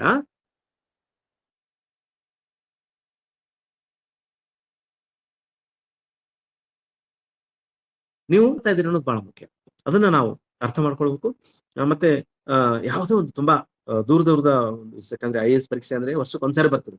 ಒಂದೊಂದ್ಸರಿ 5 ವರ್ಷದವರೆಗೂ ನೀವು ಪರೀಕ್ಷೆಯನ್ನು ಬರಿತಿರ್ಬೇಕಾಗ್ತದೆ. ಅಂದ್ರೆ ಬಹಳ ಲಾಂಗ್ ಒಂದು ಡ್ಯೂರೇಷನ್ ಒಳಗ ನೀವು ನಿಮ್ಮ ಕನ್ಸಿಸ್ಟೆನ್ಸಿಯನ್ನು ಮೇಂಟೈನ್ ಮಾಡ್ಬೇಕಾಗ್ತದೆ. ಮತ್ತೆಲ್ಲ ಆಮೇಲೆ ಮತ್ತೆ ಒಂದಿಷ್ಟು ಇಷ್ಟೆಲ್ಲಾ ತಯಾರು ಮಾಡಿದ್ರುನು ಪ್ರಿಲಿಮಿನರಿ ಪಾಸ್ ಆಗೋದಿಲ್ಲ ಎಷ್ಟೋ ಸಾರಿ. ಯಾಕಂದ್ರೆ ಅದರಲ್ಲಿ ಲಕ್ಷಾಂತರ ಜನ ಇರ್ತಾರೆ. 10,000 ಒಳಗೆ ಅಂದ್ರೆ ಒಂದೊಂದ್ ಸಾರಿ ಆಗ್ಬಿಡ್ತದೆ. ಬಹಳ ಜನ ಆದ್ರೆ ಆ ಪೊಟೆನ್ಷಿಯಲ್ ಫೇಲ್ಯೂರ್ಸ್ ಏನಿದೆಯಲ್ಲ ಅದು ನಿಮ್ಮನ್ನು ಬಾಧಿಸಬಾರ್ದು. ಇಲ್ಲ ಇವತ್ತಿಲ್ಲ ನಾಳೆ.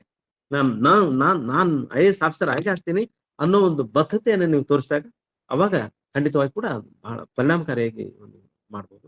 ಲೀಡರ್‌ಶಿಪ್ ಮತ್ತೆ ಡಿಸಿಷನ್ ಮೇಕಿಂಗ್ ಅಂತಾರಲ್ಲ ಡೆವಲಪ್‌ಮೆಂಟ್ ಮತ್ತೆ ಅದು ಒಂದು ಅಪ್ರೋಚ್ ಏನಿರ್ತಲ್ಲ ಆ ಪ್ರೊಯಾಕ್ಟಿವ್ ಅಪ್ರೋಚ್ ಏನಿದೆಯಲ್ಲ ಒಂದು ಪ್ರಾಬ್ಲಮ್ ಸಾಲ್ವಿಂಗ್ ಎಬಿಲಿಟಿಯನ್ನ ನಾವು ಬೆಳೆಸ್ಕೊಳ್ಳೋದು ಏನಿದೆಯಲ್ಲ ಮತ್ತೆ ಈ ಸಾಕಷ್ಟು ಒಂದಿಷ್ಟು ಸವಾಲುಗಳು ಸ್ಥಿತಿಯೊಳಗೆ ನಮ್ಮನ್ನು ನಾವು ತೊಡಗಿಸ್ಕೊಳ್ಬೇಕು. ಎಲ್ಲಿ ಒಂದು ಸವಾಲಿದೆ, ಒಂದೇನೋ ಸಮಸ್ಯೆ ಇದೆ ನೀವು ಹೋಗ್ಬೇಕಲ್ಲಿ. ಅಲ್ಲಿ ಎ ಆ ಒಂದು ಸಿನಾರಿಯೋದಲ್ಲಿ ಹೋಗಿ ನೀವು ಅದನ್ನು ಬಗೆಹರಿಸಲಿಕ್ಕೆ ಪ್ರಯತ್ನ ಮಾಡಿ. ನೀವು ಅದನ್ನ ಯಶಸ್ವಿಯಾಗಿ ಮಾಡ್ಲಿಕ್ಕೆ ಸಾಧ್ಯ ಆದ್ರೆ ನೀವು ಅದಕ್ಕೆ ನೀವು IAS ಪರೀಕ್ಷೆ ಬರೀಲಿಕ್ಕೆ ನೀವು ಸನ್ನದ್ಧರು ಅಂತ ನಾವು ತಿಳ್ಕೊಳ್ಳೋದು. ಅಂದ್ರೆ ನಿಮ್ಮನ್ನ ನೀವು ಪರೀಕ್ಷೆ ಮಾಡ್ಕೊಳ್ಳಿಕ್ಕೆ ಸಾಕಷ್ಟು ಅವಕಾಶಗಳು ಬರ್ತದೆ. ಹಂಗೆ ಒಂದು ಯಾವುದೇ ಒಂದು ಇದು ಮಾತ್ರ ಅಂದ್ರೆ ಪ್ರತಿ ಸಮಸ್ಯೆಗೂ ಒಂದು ಪರಿಹಾರ ಇದೆ ಅನ್ನೋದನ್ನ ನಾವು ಎದ್ದು ಮರಿಬಾರ್ದು. ಯಾವುದೇ ಸಮಸ್ಯೆ ಇರಲಿ ಪರಿಹಾರ ಖಂಡಿತ ಇದೆ ಅನ್ನೋದು. ನೀವು ಅದನ್ನ ನಿಮ್ಗೆ ಬೇರೆ ಹೇಳ್ಬೇಕಾಗಿಲ್ಲ. ಯಾಕಂದ್ರೆ ನೀವು ಅಂದ್ರೆ ಅಂಗವೈಕಲ್ಯವನ್ನು ಮೀರಿ ನೀವು ಒಂದು ಸನ್ನದ್ಧರಾಗಿದ್ದೀರಿ.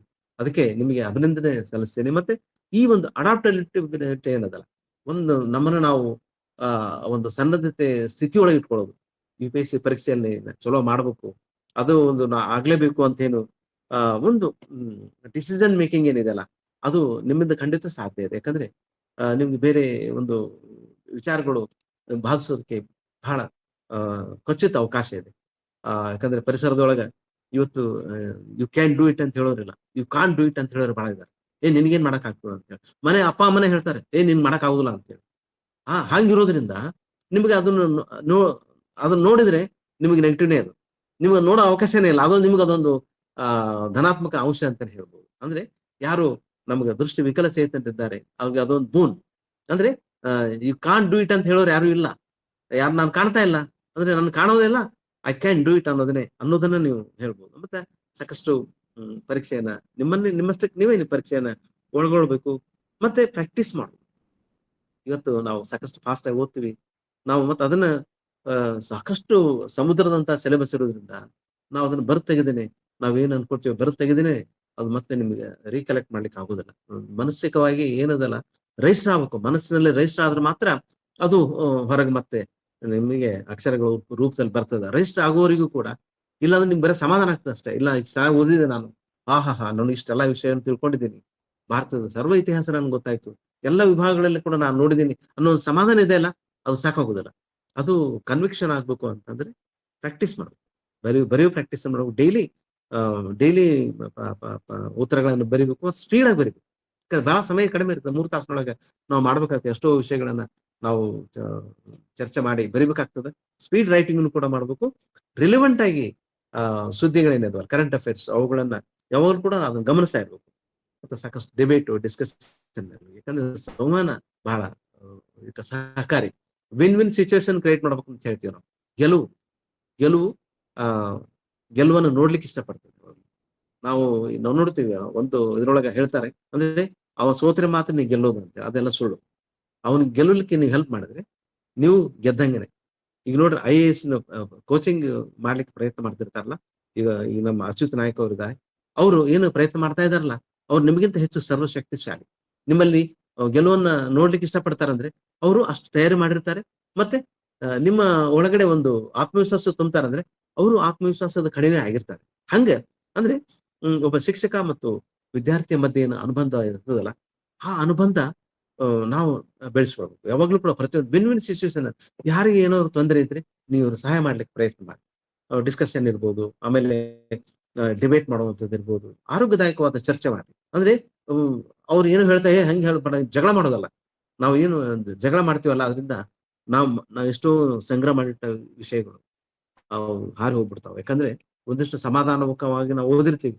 ಅದು ಮುಂದೆ ಮತ್ತೆ ಇನ್ನೊಮ್ಮೆ ನೋಡ್ಕೊಂಡು ಅದನ್ನ ಮನನ ಮಾಡ್ಕೊಳ್ಳೋ ನಿಟ್ಟಿನೊಳಗೆ ಪ್ರಯತ್ನ ಮಾಡೋದಿರ್ತದೆ. ಅದು ನಾವು ಈ ಡಿಬೇಟ್‌ನೊಳಗೆ ಕೂತು ಆ ಡಿಬೇಟ್‌ನಲ್ಲೇ ಅದರಲ್ಲೇ ಆ ಡಿಬೇಟನ್ನು ಗೆಲ್ಲಬೇಕು ಅಂತ ಹೊರಟ್ರೆ ನಿಮಗೆ ಎಷ್ಟೋ ವಿಷಯಗಳನ್ನ ಮನಸ್ಸಿನಲ್ಲಿ ಕಳ್ಕೊಳ್ಳೋ ಸಾಧ್ಯತೆ ಇದೆ. ಅದಕ್ಕೆ ಯಾವುದನ್ನು ಅತಿ ಪ್ರೊಲಾಂಗ್ ಮಾಡಬಾರ್ದು. ಡಿಬೇಟ್ ಮಾಡಿ ಆರೋಗ್ಯದಾಯಕವಾಗಿರ್ಲಿ. ಅವರ ಒಂದು ಮಾತುಗಳನ್ನ ಗೌರವಿಸಿ ಮತ್ತೆ ಚರ್ಚೆಯೊಳಗೆ ಏನೇ ಬರ್ಲಿ ಕೂಡ ಅವನ್ನ ಒಂದಿಷ್ಟು ಒಬ್ರಿಗೊಬ್ರು ಹಂಚಿಕೊಳ್ಳುವಂಥದ್ದು. ಯಾಕಂದ್ರೆ ನೋಡ್ರಿ ಹಿಂದೆ ನಾವೆಲ್ಲ ಸಣ್ಣವರಿದ್ದಾಗ ನಾವೆಲ್ಲ ಬೆಳೆದ ನೆನಪಿರ್ಬಹುದು ನಮಗೆ. ಕಟ್ಟೆ ಮೇಲೆ ಕೂತು ಹಿರಿಯರೆಲ್ಲ ಮಾತಾಡ್ಕೊತಾ ಇದ್ರು. ಅಂದ್ರೆ ತಮ್ಮ ದಿನನಿತ್ಯದ ಬೆಳಿಗ್ಗೆಯಿಂದ ಸಂಜೆವರೆಗೆ ಆಗಿದ್ದನ್ನ ಮಾತಾಡ್ಕೊಂಡು ಹಗರಾಗೋರು. ಒಬ್ರಿಗೊಬ್ರು ಮಾತಾಡ್ತಾ ಒಂದು ಸ್ನೇಹದ ಒಂದು ಪರಿಧಿಯೊಳಗೆ ಅವರು ತಮ್ಮನ್ನ ತಾವು ವಿಸ್ತರಿಸ್ಕೊಳ್ತಾ ಇದ್ರು. ಮತ್ತೆ ವಿಶ್ರಾಂತಿ ಪಡಿತಾ ಇದ್ರು. ಅಷ್ಟು ವಿಶ್ರಾಂತಿ ಅಂದ್ರೆ ಅದಕ್ಕೆ ರೀಸೈಲೆನ್ಸ್ ಅಂತಾರ. ಅಂದ್ರೆ ಆ ಒಂದು ಸಾರ್ಥಕತೆಯನ್ನು ಪಡೆಯೋದೇನಿದೆಯಲ್ಲ ಅದನ್ನ ನಾವು ಪ್ರತಿನಿತ್ಯ ಮಾಡ್ಬೇಕು ಅಂದಾಗ ನಿಮ್ಗೆ ಓದಿದ ದಣಿವು ಕೂಡ ಮಾಯ ಆಗ್ತದೆ. ಹಂಗ ಅಂತ ಒಂದು ಅದ್ಭುತವಾದ ಒಂದು ಈ ಪ್ರಯತ್ನ ಏನಿದೆಯಲ್ಲ, ಈ ಒಂದು ಕೌಶಲ್ಯವನ್ನು ಬೆಳೆಸ್ಕೊಳ್ಳೋದೇನಿದೆಯಲ್ಲ, ಖಂಡಿತವಾಗಿ ನೀವು ಅದರಲ್ಲಿ ಆ ಹಾದಿಯೊಳಗೆ ಇದ್ದೀರಿ, ಯಶಸ್ವಿ ಆಗ್ರಿ. ಮತ್ತೆ ಅಚ್ಯುತ್ ನಾಯಕ್ ಅವರ ಏನು ಪ್ರಯತ್ನ ಇದೆಯಲ್ಲ, ಇದು ಖಂಡಿತವಾಗಿ ಕೂಡ ನಾವು ಬಹಳ ಸಂತೋಷ. ನನಗೆ ಸಾಕಷ್ಟು ಕೆಲಸದ ಒತ್ತಡ ಬಹಳ ಇದೆ. ನೀವು ತರವಾಗಿ ಬಂದ ಸೇರಿದೆ. ಆದ್ರೆ ನನಗೆ ಪರಿಪೂರ್ಣವಾಗಿ ಮಾತಾಡ್ಲಿಕ್ಕೆ ಆಗದೆ ಇಲ್ಲ. ಯಾಕಂದ್ರೆ ನಾನು ನೋಡ್ಕೊಳಕ್ ಆಗಿಲ್ಲ ನನಗೆ. ಆದ್ರೆ ಒಂದು ಅನುಭವದ ಹಿನ್ನೆಲೆ ಒಳಗೆ ಒಬ್ಬ ಸಾಂಸ್ಕೃತಿಕ ರಾಯಭಾರಿ ತಾವು ಯಾರೋ ಹೇಳಿದ್ರು. ಅಂದ್ರೆ ಆಕಾಶವಾಣಿ ಧಾರವಾಡ ಅನ್ನೋದು ಒಂದು ಸಾಂಸ್ಕೃತಿಕ ರಾಯಭಾರಿಯಾಗಿ ಇವತ್ತು ಸಾಕಷ್ಟು ಕಲಾವಿದರನ್ನ, ಸಾಕಷ್ಟು ಸಾಹಿತಿಗಳನ್ನ, ಸಾಕಷ್ಟು ವ್ಯಕ್ತಿಗಳನ್ನ, ಸಾಕಷ್ಟು ಗೃಹಿಣಿಯರನ್ನ, ಸಾಕಷ್ಟು ಯುವ ಜನರನ್ನ ಬೆಳೆಸಿದೆ. ಮಕ್ಕಳಿಗೂ ಕೂಡ ಒಂದು ಮಾರ್ಗದರ್ಶಿ ಸೂತ್ರವನ್ನು ಸಿದ್ಧಪಡಿಸಿದೆ. ಆ ನಿಟ್ಟಿನೊಳಗೆ ಆ ಒಂದು ಸಂಸ್ಥೆಯ ನಿರ್ದೇಶಕನಾಗಿ ಬಹುಶಃ ಅಚ್ಯುತ್ ನಾಯ್ಕ್ ಅವರು ನನಗೆ ಈ ಒಂದು ಅವಕಾಶ ಕೊಟ್ಟರು. ಅವರಿಗೆ ಹೃತ್ಪೂರ್ವಕ ಧನ್ಯವಾದಗಳು. ಎಷ್ಟು ನ್ಯಾಯ ಸಲ್ಲಿಸಿದನೋ ನನ್ಗೆ ಗೊತ್ತಿಲ್ಲ. ಆದ್ರೆ ನನಗೆ ನಿಮ್ ಜೊತೆ ಮಾತಾಡ್ತಾ ಇದ್ದೀನಿ ಅನ್ನೋದೇ ಸಂತೋಷದ ವಿಚಾರ. ಅದ್ಭುತವಾಯ್ತು. ನಿಮ್ಗೆಲ್ಲ ಶುಭವಾಗ್ಲಿ ಅಂತ ಹೇಳ್ತಾ ನನ್ನ ಮಾತುಗಳಿಗೆ ನಾನು ವಿರಾಮ ಕೊಡ್ತೀನಿ. Wish all the best. Thank you. Akashvani ಹೇಗೆಲ್ಲ ಬೆಳೆದು ಬಂತು ಮತ್ತು IAS ಮುಖ್ಯ ಪರೀಕ್ಷೆಯನ್ನು ನಾವು ತೆಗೆದುಕೊಳ್ಳಬೇಕಾದರೆ ಬರಹದಲ್ಲಿ ಯಾವ ರೀತಿ ಕೌಶಲ್ಯವನ್ನು ಹೊಂದಬೇಕು, IAS ಪರೀಕ್ಷೆಗಾಗಿ ಓದಿದರೆ ಯಾವುದಾದರೂ ಪರೀಕ್ಷೆಯನ್ನು ನಾವು ಎದುರಿಸಿ ಗೆಲ್ಲಬಹುದು ಎನ್ನುವಂತ ಮುಂತಾದ ಮಾತುಗಳ ಮೂಲಕ ನಮ್ಮನ್ನು ಉದ್ದೇಶಿಸಿ ಸ್ಫೂರ್ತಿದಾಯಕ ಮಾತುಗಳನ್ನಾಡಿದ ಉತ್ತರ ಕರ್ನಾಟಕದ ಸಾಂಸ್ಕೃತಿಕ ರಾಯಭಾರಿಗಳು ಹಾಗೂ ಆಕಾಶವಾಣಿ ನಿರ್ದೇಶಕರಾದ ಶರಣಬಸವ ಚೋಳಿನ್ ಸರ್ ಅವರಿಗೆ ತುಂಬು ಹೃದಯದ ಧನ್ಯವಾದಗಳು ಸರ್. ಇವಾಗ ಪ್ರಶ್ನೆ ಉತ್ತರ ಚರ್ಚೆ ಇರುತ್ತೆ. ಸರ್ಗೆ ಸಮಯಾವಕಾಶ ಕಡಿಮೆ ಇರೋದ್ರಿಂದ ಒಂದ್ 5 ನಿಮಿಷದಲ್ಲಿ ಒಂದ್ 2-3 ಕ್ವಶನ್ ಯಾರಾದ್ರೂ ವಿದ್ಯಾರ್ಥಿಗಳು ಕೇಳಬಹುದು. ಬೇಗ ಕೇಳಿ, ಸರ್ ಉತ್ತರಿಸ್ತಾರೆ. ನಿಮ್ ಜೊತೆ ಒಂದು 5 ನಿಮಿಷ ಇರುತ್ತೆ. ಒಂದು ಸಂವಾದ ಮಾಡ್ತಾರೆ, 5 ನಿಮಿಷ ಅಷ್ಟೇ. ಬೇಗ ಕೇಳಿ, ಯಾರಾದ್ರೂ ಕೇಳಬೇಕ್ರೆ. ಆದಷ್ಟು ಬೇಗ ಯಾರಾದ್ರೂ ಪ್ರಶ್ನೆ ಸರ್. Good evening. ಮಾತಾಡಿ ಮೇಡಮ್. ನಮಸ್ತೆ ಸರ್. ತುಂಬಾ ಖುಷಿ ಆಗ್ತಾ ಇದೆ. ಆಕಾಶವಾಣಿ ನಮ್ಮ ಮನೆಯ ಮಾತು. ಅದು ಆಕಾಶವಾಣಿ ಅಂದ್ರೆ ಆಕಾಶವಾಣಿಯಿಂದ ನಮ್ಗೆ ಮನೆಯ ಮಾತಾಗಿದೆ. ಅಂತ ಒಬ್ಬ ಧೀಮಂತ ವ್ಯಕ್ತಿ ಇವತ್ತು ನಮ್ಗೆ ದೊರಕಿದ್ದೀರಾ. ನಿಜವಾಗ್ಲೂ ಖುಷಿ ಆಗ್ತಿದೆ ಸರ್. ಸರ್ ತುಂಬಾ ಚೆನ್ನಾಗಿ ಅರ್ಥ ಮಾಡಿಸಿದ್ರಿ ನಮ್ಗೆ ಇಷ್ಟೊತ್ತರ್ಗು. ನನ್ನ ಒಂದು ಪ್ರಶ್ನೆ ತಮ್ಗೆ ಏನಂತ ಕೇಳಿದ್ರೆ, ನಾನ್ ಕೇಳ್ದಾಗೆ ಶುಭೋದಯ ಕರ್ನಾಟಕದಲ್ಲಿ ತಮ್ಮ ಒಂದು ಸುಪಾರಿಟಿಯಲ್ಲೇ ಬರ್ತಾ ಇರೋ ಕಾರ್ಯಕ್ರಮ ಆಗಿದ್ರಿಂದ ಅಲ್ಲಿ ನೀವು ವಿದ್ಯಾರ್ಥಿಗಳಿಗೆ ಒಂದು ಸ್ಫೂರ್ತಿಯನ್ನ ತುಂಬ್ತಾ ಇದ್ದೀರಾ ಸರ್. ಹಾಗೆ ನೀವು ಹೇಳಿದ್ರಿ 12 ತಾಸು ಕುತ್ಕೊಂಡು ಓದುವಂತ ಶಕ್ತಿ ನನಗೆ ಬಂದಿದೆ, ಅದು ಬರುತ್ತೆ ಅಂತ. ಸೊ ಅದರ ಹಿನ್ನೆಲೆಯಲ್ಲಿ ನಾವು ಯಾವ ರೀತಿ ಕಾರ್ಯನ ಕೈಗೊಳ್ಬೇಕು ಅಂತ ಕೇಳ್ತಾ ಇದ್ದೀನಿ ಸರ್. ಅದು ವಿಶೇಷವಾದಂತಲ್ಲ, ಅನುಭವದಿಂದ ಬರ್ತದೆ. ಯಾಕಂದ್ರೆ ಒಂದು ಕಮಿಟ್ಮೆಂಟ್ ಇರ್ತದಲ್ಲ, ನಾವು ಓದ್ಬೇಕು ಅಂತ ಹೇಳಿ ಆಸಕ್ತಿಯನ್ನು ಬೆಳೆಸ್ಕೊಳ್ಳೋದು. ಪ್ರಪ್ರಥಮವಾಗಿ ನಮಗೆ ಆಸಕ್ತಿಯನ್ನು ಬೆಳೆಸ್ಕೊಳ್ಳೋದು. ನಿಮಗೆ ಒಂದು ಓದಿನಲ್ಲಿ ಆಸಕ್ತಿ ಬರ್ಬೇಕು ಅಂದ್ರೆ ನೀವು ಇತಿಹಾಸದಿಂದನೇ ಆರಂಭ ಮಾಡಿ. ಭಾರತದ ಭವ್ಯ ಇತಿಹಾಸ ಏನಿದೆಯಲ್ಲ ಅದನ್ನ ಓದ್ಲಿಕ್ಕೆ ನೀವು ಹೋಗ್ತಾ ಹೋದ್ರೆ ನಿಮ್ಮನ್ನ ತಾನೇ ಓದಿಸ್ಕೊಂಡು ಹೋಗ್ತದೆ. ಆಮೇಲೆ ಕೆಲವೊಂದಿಷ್ಟು ಕನ್ನಡ ಒಂದು ಕಾದಂಬರಿಗಳಿದೆ. ಕನ್ನಡ ಇರ್ಬೋದು, ಬೇರೆ ಯಾವ್ದಂದ್ರೆ ಏನಾಗ್ತದೆ, ನಾವು ಲ್ಯಾಂಗ್ವೇಜ್ ಅನ್ನ ಓದಿದಾಗ ನಮ್ಗೆ ಏನಾಗ್ತದೆ, ಒಂದು ನಮ್ಮ ಪರಿಧಿ ವಿಸ್ತರಣೆ ಆಗ್ತದೆ. ಒಂದು ಮಹಾಕಾವ್ಯಗಳಿರ್ಬೋದು, ರಾಮಾಯಣ ಮಹಾಭಾರತ ಅಂತ ಕಾವ್ಯಗಳು, ಅವುಗಳನ್ನ ನಾವು ಒಂಚೂರು ನಮ್ಮ ದೃಷ್ಟಿಯಿಂದ ನೋಡ್ಲಿಕ್ಕೆ ಪ್ರಯತ್ನ ಮಾಡ್ಬೇಕಂದ್ರೆ ಓದ್ತಾ ಹೋಗ್ಬೇಕು. ನಮ್ಮ ಕನ್ನಡದೊಳಗೂ ಕೂಡ ಇದೆ, ಇಂಗ್ಲಿಷ್ನೊಳಗೂ ಕೂಡ ನಮ್ಗೆ ಲಭ್ಯ ಇದೆ. ಅವನು ಓದ್ತಾ ಹೋದಾಗ ಏನಾಗ್ತದೆ, ನಮಗೆ ಒಂದು ಆಸಕ್ತಿ ಬರ್ತದೆ. ಇದು ಓದಿ ಮುಗಿಸ್ಬಿಡ್ಬೇಕಂತ. ನಾವು ಸಣ್ಣವರಿದ್ದಾಗೆಲ್ಲ ಕಾದಂಬರಿ ಓದ್ತೀವಿ. ನಿಮ್ಗೆ ನೆನಪಿರ್ಬೋದು, ನೀವೆಲ್ಲ ಓದ್ತಿರ್ಬೋದು. ಯಾವ್ದಾರ ಸಾರ್ವಜನಿಕ ಗ್ರಂಥಾಲಯದೊಳಗೆ ಒಂದು ಕಾದಂಬರಿ ಓದ್ಬೇಕು ಅಂತಂದ್ರೆ ಅದು ಹಿಡಿದ್ರೆ ಮುಗಿಸುವವರೆಗೂ ಬಿಡೋದಿಲ್ಲ. ಅಂತ ಒಂದು ಕುತೂಹಲ ಹುಟ್ಟಿಸ್ತದ. ನಾವು ನಮ್ಮನ್ನ ಹುಟ್ಟಿಸ್ಕೊಳ್ಬೇಕು. ಅವಾಗ ಏನಾಗ್ತದೆ, ನಿಧಾನಕ್ಕೆ ಮೊದಲು 1 ತಾಸು ಅಷ್ಟೇ ನಾವು ಓದ್ತೀವಿ, ಆಮೇಲೆ 2 ತಾಸು. ಆದ್ರೆ ಓದ್ತಾ ಏನಾಗ್ತದೆ, ನಮಗೊಂದು ಇದು ಮಾಡ್ಬೇಕು, ನನಗಿದು ಸಾಧ್ಯ ಇದೆ ಅನ್ನೋ ಒಂದು ವಿಶ್ವಾಸ ಬರ್ಲಿಕ್ಕೆ ಶುರು ಆಯ್ತು. ವಿಶ್ವಾಸ ಬರ್ಲಿಕ್ಕೆ ಶುರು ಆದಾಗ ಅದು ಓದೋದು ತನ್ನಿಂದ ತಾನೇ ಆಗುವಂತ ಪ್ರಕ್ರಿಯೆ. ಅದಕ್ಕೆ ನಾವೇನು ವಿಶೇಷವಾದ ಪ್ರಯತ್ನ ಮಾಡ್ಬೇಕಾಗಿಲ್ಲ. ಒಂದು ಇದೇ ಹೇಳಿದ್ನಲ್ಲ, ಒಂದು ಆರಂಭಿಕವಾಗಿ ನಿಮ್ಮ ಆಸಕ್ತಿ ವಿಷಯವನ್ನ ಆರಂಭಿಕವಾಗಿ ಓದಿ, ಪರಿಪೂರ್ಣವಾಗಿ ಓದಿ, ಅದು ನಿಮ್ಮನ್ನ ತಾನೇ ಮುನ್ನಡೆಸ್ತದೆ. ಖಂಡಿತವಾಗಿ ಸಾಧ್ಯ ಇದೆ. Thank you sir. Thank you. Okay, next question ಯಾರಾದ್ರು?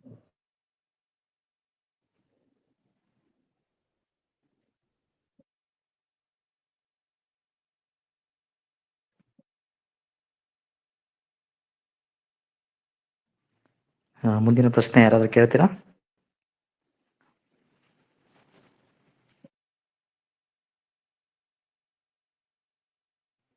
ಅಚ್ಯುತ್ ಅವರೇ, ಸರ್. ನಿಮ್ದೇ ಪ್ರಶ್ನೆ ಇದ್ರೆ ಕೇಳಿ, ಎಲ್ಲರ ಪರವಾಗಿ. Okay sir, okay sir. Sir, ನೀವು ಹೇಳಿದ್ರಿ ಸರ್, ತಾವು ಕೂಡ UPSC ಪರೀಕ್ಷೆಯನ್ನ ಬರ್ದಿದ್ದೀರಿ ಅಂತ ಹೇಳಿದ್ರಿ ಸರ್.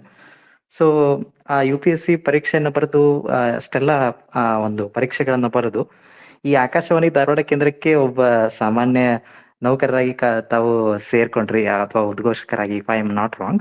ಸೊ ಅಲ್ಲಿಂದ ಈ ಒಂದು ನಿರ್ದೇಶಕರ ವರೆಗಿನ ಒಂದು ಪಯಣ ಹೆಂಗಿತ್ತು ಸರ್? ಅಥವಾ ಈ ತಮ್ಮ ಒಂದು ಅಂದ್ರೆ ಚಿಕ್ಕವರಿದ್ದಾಗ ತಾವು ಎಲ್ಲಿ ಹುಟ್ಟಿದ್ರಿ, ಆಮೇಲೆ ಯಾವ ರೀತಿ ತಮ್ಮ ಕೌಟುಂಬಿಕ ಜೀವನ ಹೆಂಗೆ ಅಂತ ಸ್ವಲ್ಪ ನಮ್ಮ ವಿದ್ಯಾರ್ಥಿಗಳಿಗೆ ತಿಳಿಸ್ಕೊಡ್ಬೇಕು ಸರ್, ಸಂಕ್ಷಿಪ್ತವಾಗಿ.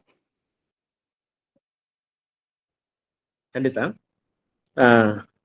ಅಚ್ಯುತ್ ಅವರೇ, ನೋಡ್ರಿ, ಅದಕ್ಕೆ ನಾ ಹೇಳೋದಂದ್ರೆ, ಒಂದು ಸ್ಫೂರ್ತಿಯ ಸೆಲೆ ನನಗೆ ಅಂದ್ರೆ ನಮ್ಮ ತಂದೆ primary school teacher, single school teacher ಇದ್ರು ಅವರು. ರಾಯಚೂರು ಜಿಲ್ಲೆ ದೇವದುರ್ಗ ತಾಲೂಕಿನೊಳಗ ಗಬ್ಬೂರ್ ಹತ್ರ ಒಂದು ಕೋಳೂರು ಅಂತ ಹಳ್ಳಿ. ಇವತ್ತು ಗಬ್ಬೂರಲ್ಲಿ ಈಶ್ವರ ದೇವಸ್ಥಾನದ ತೇರು ತನ್ನಿಂದ ತಾನೇ ಅಂತ ಪ್ರತೀತಿ ಮೊಬೈಲ್ ನಲ್ಲಿ ಬರ್ತದಲ್ಲ, ಅಲ್ಲಿ ಹತ್ರದಲ್ಲೇ ಹಳ್ಳಿಯಲ್ಲಿ ನಾನು 6 ವರ್ಷ ಇದ್ದದ್ದು. ನನ್ನ ಬಾಲ್ಯ ಕಳೆದಿದ್ದಲ್ಲಿ ನಮ್ಮಪ್ಪ ರೋಡ್ ಕಟ್ಟಿಗೆ ತಗೊಂಡು ನಮ್ ಕನ್ನಡ ಕಲಿಸಿದ್ದಾರೆ. ಇವತ್ತು ನೋಡ್ರಿ, ನಾನು ಓದಿದ್ದು BSc MSc PG diploma computer ಆದ್ರೂ ಕೂಡ ಕನ್ನಡದ ಸಂಸ್ಥೆಯೊಳಗೆ ನಾನು ಯಶಸ್ವಿಯಾಗಿ ಇವತ್ತು 10-15 ಸಾವಿರ ಸಂದರ್ಶನ ಮಾಡ್ಲಿಕ್ಕೆ ಸಾಧ್ಯ ಆಗಿದೆ ಅಂದ್ರೆ ಅದಕ್ಕೆ ನಮ್ಮ ಅಪ್ಪನೇ ಕಾರಣ. ಅಂದ್ರೆ ಆ ಒಂದು ಬಾಲ್ಯದ ಅನುಭವಗಳು ಅವು ಗಟ್ಟಿಯಾಗಿ ನಮ್ಮನ್ನ ವ್ಯಕ್ತಿತ್ವನ ರೂಪಿಸಾವ ನಮಗೆ. ಮತ್ತೆ ಆ ಗಜೇಂದ್ರಗಡ ಅಂತ ಊರುಗಳು, ಗಜೇಂದ್ರಗಡದೊಳಗೆ ನನ್ನ 5ನೇತಿಂದ PUC ವರೆಗೆ ಓದಿದೆ ನಾನು. ಅಲ್ಲಿ ನಮ್ಮ ಪ್ರಾಥಮಿಕ ಶಾಲೆ ಶಿಕ್ಷಕರು, ಅವರ ಒಂದು ಪರಿಶ್ರಮ ಏನಿದೆಯಲ್ಲ, ಅವರು ನನ್ನ ಅವಾಗಿನ ವಿದ್ಯಾರ್ಜನೆ ಏನದಲ್ಲ, 1975ರಿಂದ 83ವರೆಗೆ 8 ವರ್ಷಗಳ ವಿದ್ಯಾರ್ಜನೆಯೊಳಗೆ ಪ್ರಾಮಾಣಿಕತೆ ಬಹಳ ಬಹಳ ಇತ್ತು. ಅಂದ್ರೆ ಶಿಕ್ಷಕರಿಗೆ ಸಂಬಳ ಕಡಿಮೆ ಅವಾಗ SM ಬೊಮ್ಮರೆಡ್ಡಿ ಕಾಲೇಜು ಅದಿನ್ನು ಏಡಾಗಿರ್ಲಿಲ್ಲ. ಅವ್ರಿಗೆ ಸರ್ಗೆ ಒಂದು ₹1000, 500, 600, 700 ಹಿಂಗ್ ಪಗಾರ ಇರೋದು. ಆದ್ರೆ ಅವರು ಕಲಿಸ್ಬೇಕಿದ್ರೆ ಎಷ್ಟು ಆತ್ಮೀಯತೆಯಿಂದ, ಪ್ರೀತಿಯಿಂದ ಕಲಿಸ್ತಿದ್ರು. ನಮಗೆ ಇಂಗ್ಲಿಷ್ ನೋಡಕ ಗ್ರಾಮೀಣ ಭಾಗದ ವಿದ್ಯಾರ್ಥಿಗಳು ನಮ್ಮ ನವಲಗುಂದ ಸರ್ ನೋಡು, ಸಂಧ್ಯಾ 9 ಗಂಟೆಗೆ ಇಂಗ್ಲಿಷ್ ನ್ಯೂಸ್ ಬರ್ತಲ್ಲ, ಕೇಳು, ಎಷ್ಟು ಚೆನ್ನಾಗಿ ನಿಂಗೆ ಗೊತ್ತಾಗ್ತದೆ, ನೀನ್ ಇಂಗ್ಲಿಷ್ ಹೆಂಗ್ ಮಾತಾಡೋದು ಗೊತ್ತಾಗ್ತದೆ, ಮತ್ತೆ ಆ ಸುದ್ದಿಗಳನ್ನ ನೀವು ಅರ್ಥ ಮಾಡ್ಕೊಳ್ಳೋದು ಗೊತ್ತಾಗ್ತದೆ ಅಂದ್ರೆ ಅದು ನೆನಪದ. ವಾಲಿ ಸರ್, ನಾನು ಯಾವಾಗ ಇದ್ರೊಳಗ ಕ್ಲಾಸ್ನಾಗ ಫಸ್ಟ್ ಬಂದಾಗ ಅವ್ರು ಎಲ್ಲ ಎದುರು ನಮ್ಮ ಎಲ್ಲ ಹುಡುಗರು ಇದ್ರೆ ಎದ್ ನಿಲ್ಲಿಸಿ ಒಂದು ಪ್ರೋತ್ಸಾಹ ಹಾಕಿ, ನೋಡು ಹುಡುಗ ಎಷ್ಟು ಚೆನ್ನಾಗಿ ಮಾಡಿದಾನೆ, ಇಲ್ಲಿಂದ 0 ಫೇಲ್ ಆದವ ಅಂತ ಹಿಡಿದು 83 ತಗೊಂಡಿದ್ದಾನ ಚೋಳಿನ. ಈಗ ಮತ್ತೆ ಹಿಂಗೆ ನಮ್ಮ ವಿದ್ಯಾರ್ಥಿಗಳ ಇದಾದ ಅಂದ್ರೆ ಎಲ್ಲರೂ ಇದಾರೆ, ಎಲ್ಲರೂ ಕೂಡ ಚಪ್ಪಾಳೆ ಕೊಡ್ರಿ ಅಂತೇಳಿ ಆ ಹುಮ್ಮಸ್ ಏನಿದಲ್ಲ ಆ ಸಂದರ್ಭದೊಳಗೆ. ಅವಾಗ ನಮಗೆ ಆರ್ಥಿಕವಾಗಿ ನಮಗೇನಂತ ಇದ್ದಿದ್ದಲ್ಲ. ಒಂದು SSLC ಫಸ್ಟ್ ರ್ಯಾಂಕ್ ಬಂದಾಗ ಅದು ನಮ್ಮ ತಾಲೂಕಿಗೆ ಲಯನ್ಸ್ ಕ್ಲಬ್ನವ್ರು ನಮಗೆ ₹1000 ಕೊಟ್ಟರು. ಅಲ್ಲಿ ಮನೆಗೆ ನಮ್ಮ ತನ್ಮ ನಾನು ಹೋಗಿ ಊಟಕ್ಕೆ ಹೋದೆ. ನನ್ಗೆ ಅದೊಂದು ಸಂಭ್ರಮ ಅದು. ಈಗ ಮನೆಯೊಳಗೆ ನಾವು ರೊಟ್ಟಿ ಅನ್ನ ಊಟ ಮಾಡೋದು, ಅನ್ನ ಕೂಡ ಬೆಳೆಯನ್ನ ನಮ್ಗೆ ಯಾವಾಗಲೂ ಸಿಗ್ತಿದ್ದಿಲ್ಲ. ಅಂದ್ರೆ ಅಂತ ಒಂದು ಸರಳವಾದ ಜೀವನದಲ್ಲಿ ಇದ್ದವರು 2-3 ಸ್ವೀಟ್ ಇರುವಂತಹದ್ದು. ಆಮೇಲೆ ಇದು ಅದೊಂಥರ ಅದು ಇನ್ನೂ ನೆನಪಿದೆ ನನಗೆ. ನನ್ನ ತಮ್ಮ ಎಷ್ಟು ಸಂಭ್ರಮ ಪಟ್ಟಿದ್ದ ಅಂದ್ರೆ ಆ ಒಂದು ದುಡ್ಡು ಇದೆಯಲ್ಲ, ಅದು ಅಂತ ಕೂಡ ನಾವು ಆನಂದಿಸ್ಬೇಕು, ಅದು ನೆನ್ಪಿಟ್ಕೊಂಡಿದ್ದು ನಾವು. ಅದು ನನಗೆ ಹೆಲ್ಪ್ ಆಯ್ತು. ಮುಂದೆ ಆಮೇಲೆ ಕರ್ನಾಟಕ ಕಾಲೇಜಿಗೆ ಬಂದಾಗ BSc ಒಳಗೆ ನಾನು ಚಲೋ ಮಾರ್ಕ್ಸ್ ತಗೊಂಡೆ. ಆದ್ರೆ ಸಂಖ್ಯಾಶಾಸ್ತ್ರ ತಗೊಂಡೆ. ನನಗೆ ಯಾಕಂದ್ರೆ ಗ್ರಾಮೀಣ ಭಾಗದಿಂದ ಬಂದಿದ್ದಕ್ಕೆ ನನಗೆ ಒಳ್ಳೆ ಒಂದು ಮಾರ್ಗದರ್ಶನ ಇಲ್ಲ ಆಗಿತ್ತು. ಸರ್ ಒಬ್ರು ರೆಡ್ಡಿ ಸರ್ ಮ್ಯಾಥಮೆಟಿಕ್ಸ್ ಟೀಚರ್, ನೀನು ಸ್ಟಾಟಿಸ್ಟಿಕ್ಸ್ ಮಾಡಿದ್ರೆ ಚಲೋ ಆಗ್ತದೆ ಅಂತ ಹೇಳಿದ್ರು. ಬಂದ್ ಮಾಡ್ಬಿಟ್ಟೆ. ಫಿಸಿಕ್ಸ್ ಮ್ಯಾಥ್ಸ್ ಮೈನರ್ ಇತ್ತು, ಆದ್ರೆ ಫಿಸಿಕ್ಸೇ ಮೇಜರ್ ಆಗಿದ್ದು ಚಲೋ ಆಯ್ತು ಅಂತ ನನಗೆ ಇವತ್ತಿಗೂ ಅನಿಸಿದೆ. ಅಂದ್ರೆ ಅದಾದ್ಮೇಲೆ ಮುಂದೆ MSc ಆಯ್ತು. MSc ಒಳಗೆ ನಾನು ಅತ್ಯುತ್ತಮ ಮಾಡ್ಲಿಕ್ಕೆ ಆಗ್ಲಿಲ್ಲ ನನಗೆ. ಯಾಕಂದ್ರೆ ಅದು ಬಹಳ ಕ್ಲಿಷ್ಟವಾದ ಸಬ್ಜೆಕ್ಟ್. ಮತ್ತೆ ಅಲ್ಲಿ ಒಂದಿಷ್ಟು ಆ ಯಾವಾಗ್ಲೂ ಕೂಡ ಇರ್ತದಲ್ಲ, ಒಂದು ವಿಶ್ವವಿದ್ಯಾಲಯದೊಳಗೆ ಒಂದಿಷ್ಟು ಜನರ ಬೆಳೆಸ್ಬೇಕು ಅನ್ನೋದೇನ್ ಇರ್ತಲ್ಲ. ಹಂಗಾಗಿ ಅದರಲ್ಲಿ ಕೂಡ ಅಂದ್ರೆ ಕೀಳರಿಮೆ ನನ್ ಕಾಡಿತ್ತು. ಅದಾದ ನಂತರ ಮುಂದೆ ಹೊರಗೆ ಬಂದಾಗ ಟ್ಯೂಷನ್ ಕ್ಲಾಸ್ ಮಾಡಿದೆ 1 ವರ್ಷ. ಟ್ಯೂಷನ್ ಕ್ಲಾಸ್ ಮಾಡಿದ್ದು ನನಗೆ ಬಹಳ ಹೆಲ್ಪ್ ಆಯ್ತು. ಮಕ್ಕಳಿಗೆ 9th 10th ಮತ್ತೆ PUC ಫಸ್ಟ್ ಸೆಕೆಂಡ್ ಅವ್ರಿಗೆ ಮ್ಯಾಥಮೆಟಿಕ್ಸ್ ಹೇಳ್ತಾ ಇದ್ದೆ. ಆ 1 ವರ್ಷದೊಳಗನ ಅವಾಗ್ಲೇ 10,000 ನಾವು ಗಳಿಕೆ ಆಯ್ತು ನಮ್ದು. ಅದರಿಂದ ನನ್ನ ಜೊತೆಗೆ ಹಿರೇಗೌಡ ಅಂತ ನನ್ನ ಸ್ನೇಹಿತ ಇದ್ದ, ಅವ ಬಿಟ್ಟು ಹೋಗ್ಬಿಟ್ಟ. ಬಿಟ್ಟು ಹೋದ್ಮೇಲೆ ನಾನು ಮುಂದುವರಿಸಲಿಲ್ಲ. ನಾನು ಮುಂದುವರಿಸಿದ್ರೆ ಇವತ್ತು ನಾನು ಒಬ್ಬ ಜಾಯಿಂಟ್ ಒಂದು ಕಾಲೇಜು ಏನೋ ಒಂದು ಇದನ್ನ ಒಂದು ಗಣ್ಯ ವ್ಯಕ್ತಿನೂ ಆಗಿರ್ತಿದ್ದೆ. ಇರ್ಲಿ, ಆದ್ರೆ ನನಗೆ ಆ ಒಂದು ಧೈರ್ಯ ಸಾಲಿಲ್ಲ, ಬಿಟ್ಬಿಟ್ಟೆ. ಆವಾಗ ಸಿವಿಲ್ ಸರ್ವಿಸ್ ಓದ್ಲಿಕ್ಕೆ ಶುರು ಮಾಡಿದೆ. ಆ ಒಂದು ಬೇಸಿಕ್ ಫೌಂಡೇಶನ್ ಇತ್ತಲ್ಲ, ನಾನು ಮಕ್ಕಳಿಗೆ ಕಲಿಸಿದ್ದೇನೆ ಅದನ್ನೊಬ್ಬ. ಒಬ್ಬ ಉತ್ತಮ ವಿದ್ಯಾರ್ಥಿ ಆಗ್ಬೇಕು ಅಂದ್ರೆ ಶಿಕ್ಷಕ ಆಗ್ಬೇಕು ಅಂತ. ಅದು ನನಗೆ ಇವತ್ತು ನೆನಪದ. ಆ ಶಿಕ್ಷಕನಾಗಿ ನಾನು ಕಲಿಸಿದ್ದೇನಿದೆಲ್ಲ ಅದು ನನ್ನ ಒಳ್ಳೆ ವಿದ್ಯಾರ್ಥಿ ಆಗ್ಲಿಕ್ಕೆ ಸಹಕಾರಿ ಆಯ್ತು. ನನಗೆ ಸಿವಿಲ್ ಸರ್ವಿಸ್ ಪಾಸ್ ಆಗ್ಲಿಕ್ಕೆ ಆಗ್ಲಿಲ್ಲ ಅಂದ್ರೂ ಪರವಾಗಿಲ್ಲ, Indian forest service examination cross ಮಾಡ್ಲಿಲ್ಲ ಅಂದ್ರೂ ಪರವಾಗಿಲ್ಲ, ನನಗೆ ಬೇರೆ ಸಾಕಷ್ಟು ಅವಕಾಶಗಳು ಬಂತು. 4-5 ನೌಕರಿಗಳು ಬಂತು. ನಾವು ಅಪ್ಪನಿಗೆ ಆರೋಗ್ಯ ತೊಂದರೆ ಆದ್ರೂ ಕೂಡ ನನಗೆ ಒಂದು ಈ ಯಾವುದೇ ಪರಿಶ್ರಮ ಅಂದ್ರೆ ಯಾವ ದುಡ್ಡಿನ, ಅವಾಗೆಲ್ಲ ದುಡ್ಡು ಕೊಟ್ರೆ ನೌಕರಿ ಅಂತ ಇತ್ತು, ಇಲ್ಲಾಂದ್ರೆ ಈ ತರ ಪರೀಕ್ಷೆ ಬರೀಬೇಕು. ಅವಾಗ ನಾನು ಅದರಲ್ಲಿ ಯಶಸ್ವಿಯಾಗಿ ಬಂದದ್ದಕ್ಕೆ ನನಗೆ ಸಂತೋಷ ಆಯ್ತು. LIC ಒಳಗ ಕೆಲಸ ಮಾಡಿದ ಸ್ವಲ್ಪ ದಿವಸ, ಭಾರತೀಯ ಹವಾಮಾನ ಇಲಾಖೆ ಒಳಗೆ 1-2 ವರ್ಷ ಕೆಲಸ ಮಾಡಿದೆ. ಆಕಾಶವಾಣಿ 91ರಲ್ಲಿ ಬಂದಾಗ ನಾವು ಕಾರ್ಯಕ್ರಮಾಧಿಕಾರಿಯಾಗಿ ನಾನು ಜಾಯ್ನ್ ಆಗಿಲ್ಲ, ಟ್ರಾನ್ಸ್ಮಿಷನ್ ಎಕ್ಸಿಕ್ಯೂಟಿವ್ ಅಂತಿತ್ತು. ಉದ್ಘೋಷಕ ಆಗಿಲ್ಲ ನಾನು, ಪ್ರಸಾರ ನಿರ್ವಾಹಕ ಅಂತೇಳಿ, ಅಂದ್ರೆ ಮ್ಯಾನೇಜ್ಮೆಂಟ್ ಹೇಗೆ ಕಾರ್ಯಕ್ರಮ ಪ್ರಸಾರ ಆಗ್ತವು ಅದನ್ನ ನಾವು ನೋಟ್ ಮಾಡಿ ಅನೌನ್ಸರ್ ಬಂದ ಮಾತ್ರ ಓದ್ತಿದ್ರು, ಅದ್ರ ಮೇಲೆ ಏನ್ ಕಾರ್ಯಕ್ರಮ, ಅದ್ರ ಮೇಲೆ ಗ್ರೇಡಿಂಗ್ ಕೊಡೋದು ಇವೆಲ್ಲ. ಅಂದ್ರೆ ಒಂದಿಷ್ಟು ಮ್ಯಾನೇಜ್ಮೆಂಟ್ ಸ್ಕಿಲ್ಸ್ ಅವಾಗಿಂದನೇ ನಮ್ಗೆ ಬಂತು. ಅವಾಗಿಂದ ಮುಂದೆ ಪ್ರೋಗ್ರಾಮ್ ಎಕ್ಸಿಕ್ಯೂಟಿವ್ ಆಗಿ ನಾನು ಆದಾಗ ಧಾರವಾಡದಲ್ಲಿ 1-2 ವರ್ಷ ಕೆಲಸ ಮಾಡಿ ಬಿಜಾಪುರಕ್ಕೆ ಹೋಗಿ ಅಲ್ಲಿ ಒಂದು ಜನರ ಅನುಭವ, ಅಲ್ಲಿ ಜನ ಅಂದ್ರೆ ಆಕಾಶವಾಣಿ ಒಳಗೆ ಅವಕಾಶ ಅಂದ್ರೆ ಸಾಕಷ್ಟು ಜನರನ್ನು ಕರೆಯುವಂಥದ್ದು, ಕರೆದು ಅವರ ಒಂದು ಜಾಣ್ಮೆಯನ್ನ ನಾವು ಪ್ರದರ್ಶಿಸುವಂಥದ್ದು, ಅವರಿಗೆ ಅವಕಾಶ ಕೊಡುವಂಥದ್ದು. ಮತ್ತೆ ಹೋಗ್ಬೇಕಾದ್ರೆ ಚೆಕ್ ಕೊಟ್ಟು ಕಳಿಸ್ತಿದ್ದೆವು. ಯಾವೊಂದು ಇಲಾಖೆಯೊಳಗೆ ಈ ಅವಕಾಶ ಇದೆ, ಅವರಿಂದ ನಾವು ಉಪಕೃತರಾಗೋದು, ನಮ್ಮ ಸಂಸ್ಥೆಯಿಂದ ಅವರು ಉಪಕೃತರಾಗೋದು, ಮತ್ತೆ ಜೊತೆಗೆ ದುಡ್ಡು ಕೂಡ ಕೊಟ್ಟು ಕಳಿಸುವಂಥದ್ದು, ಅದು ಒಂದು ಅವಕಾಶ. ಅಂದ್ರೆ ಏನಾಗ್ತದೆ ಅಂದ್ರೆ ಒಂದು ನಾಲೆಜ್ ಏನದಲ್ಲ, ಒಂದು ಜ್ಞಾನದ ನಿಧಿ ನನಗೆ ಸಿಕ್ತು. ಆ ಮೂಲಕನೇ ನಾನು ಬೆಂಗಳೂರಿನಲ್ಲಿ ಕೆಲಸ ಮಾಡಿದೆ 7 ವರ್ಷ.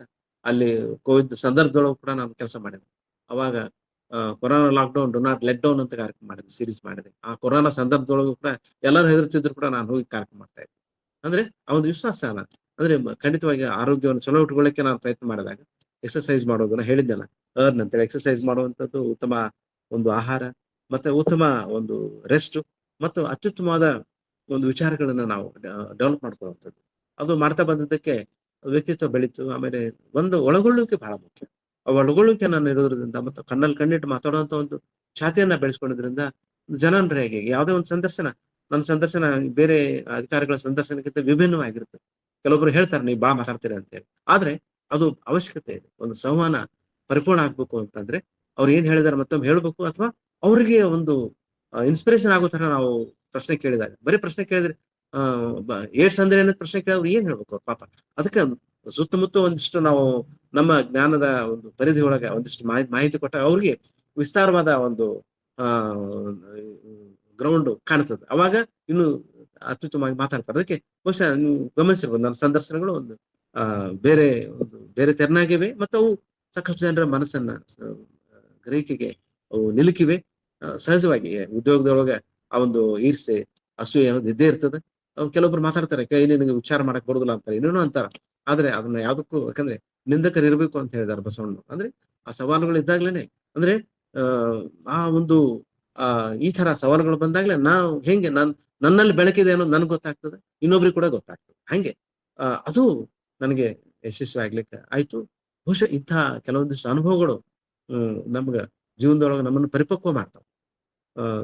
ಜೀವನದೊಳಗೆ ಕೂಡ ನಾನು ಯಶಸ್ವಿ ಆದೆ. ನನ್ನ ಹೆಂಡತಿ ಗೌರ್ಮೆಂಟ್ ಪದವಿ ಪೂರ್ವ ಕಾಲೇಜಿನ ಇದ್ದಾಳೆ, ಲೆಕ್ಚರರ್ ಇದ್ದಾಳೆ.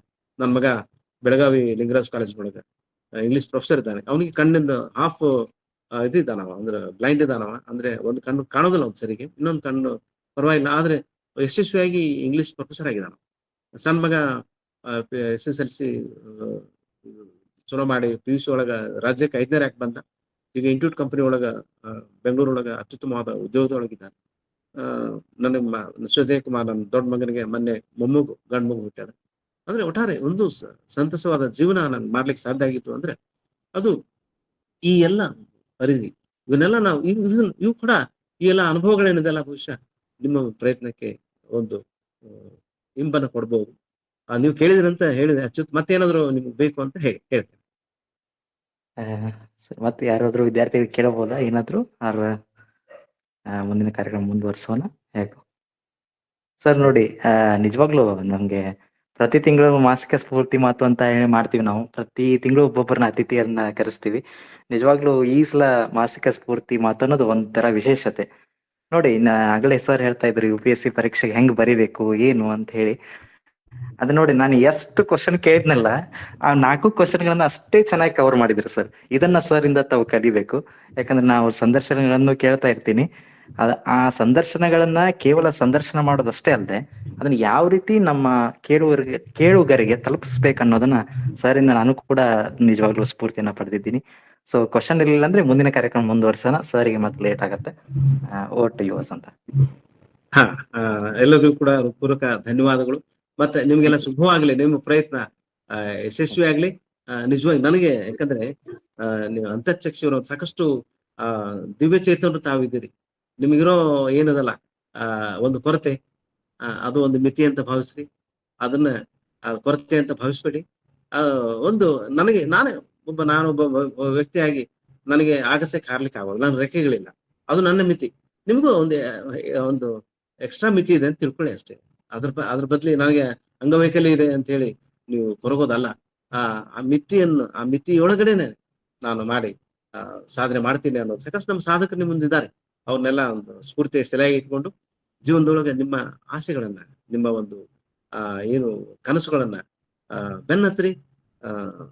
ಒಂದಿಷ್ಟು ಜನ ಆದ್ರೂ UPSC ಪಾಸ್ ಆಗೋಂಗಾಗ್ಲಿ ನಿಮ್ಮಲ್ಲಿ ಅಂತ ಹೇಳಿ ಹಾರೈಸ್ತಾ ಇದ್ದೀನಿ. ಎಲ್ಲರೂ ಕೂಡ ಹೃತ್ಪೂರ್ವಕ ಧನ್ಯವಾದಗಳು, ಅಭಿನಂದನೆಗಳು. ಅಚ್ಯುತ್ ಅವರೇ, ನಿಮಗೆ ವಿಶೇಷ ಧನ್ಯವಾದಗಳು. Thank you very much. Thank you sir. ನೀವು ಕೂಡ ವಿಶೇಷ ಧನ್ಯವಾದಗಳು ಸರ್. Thank you sir. ನನಗೆ ನಿರ್ಗಮಿಸಲಿಕ್ಕೆ ಅವಕಾಶ ಮಾಡಿಕೊಡಿ. Thank you. Okay sir. Thank you sir.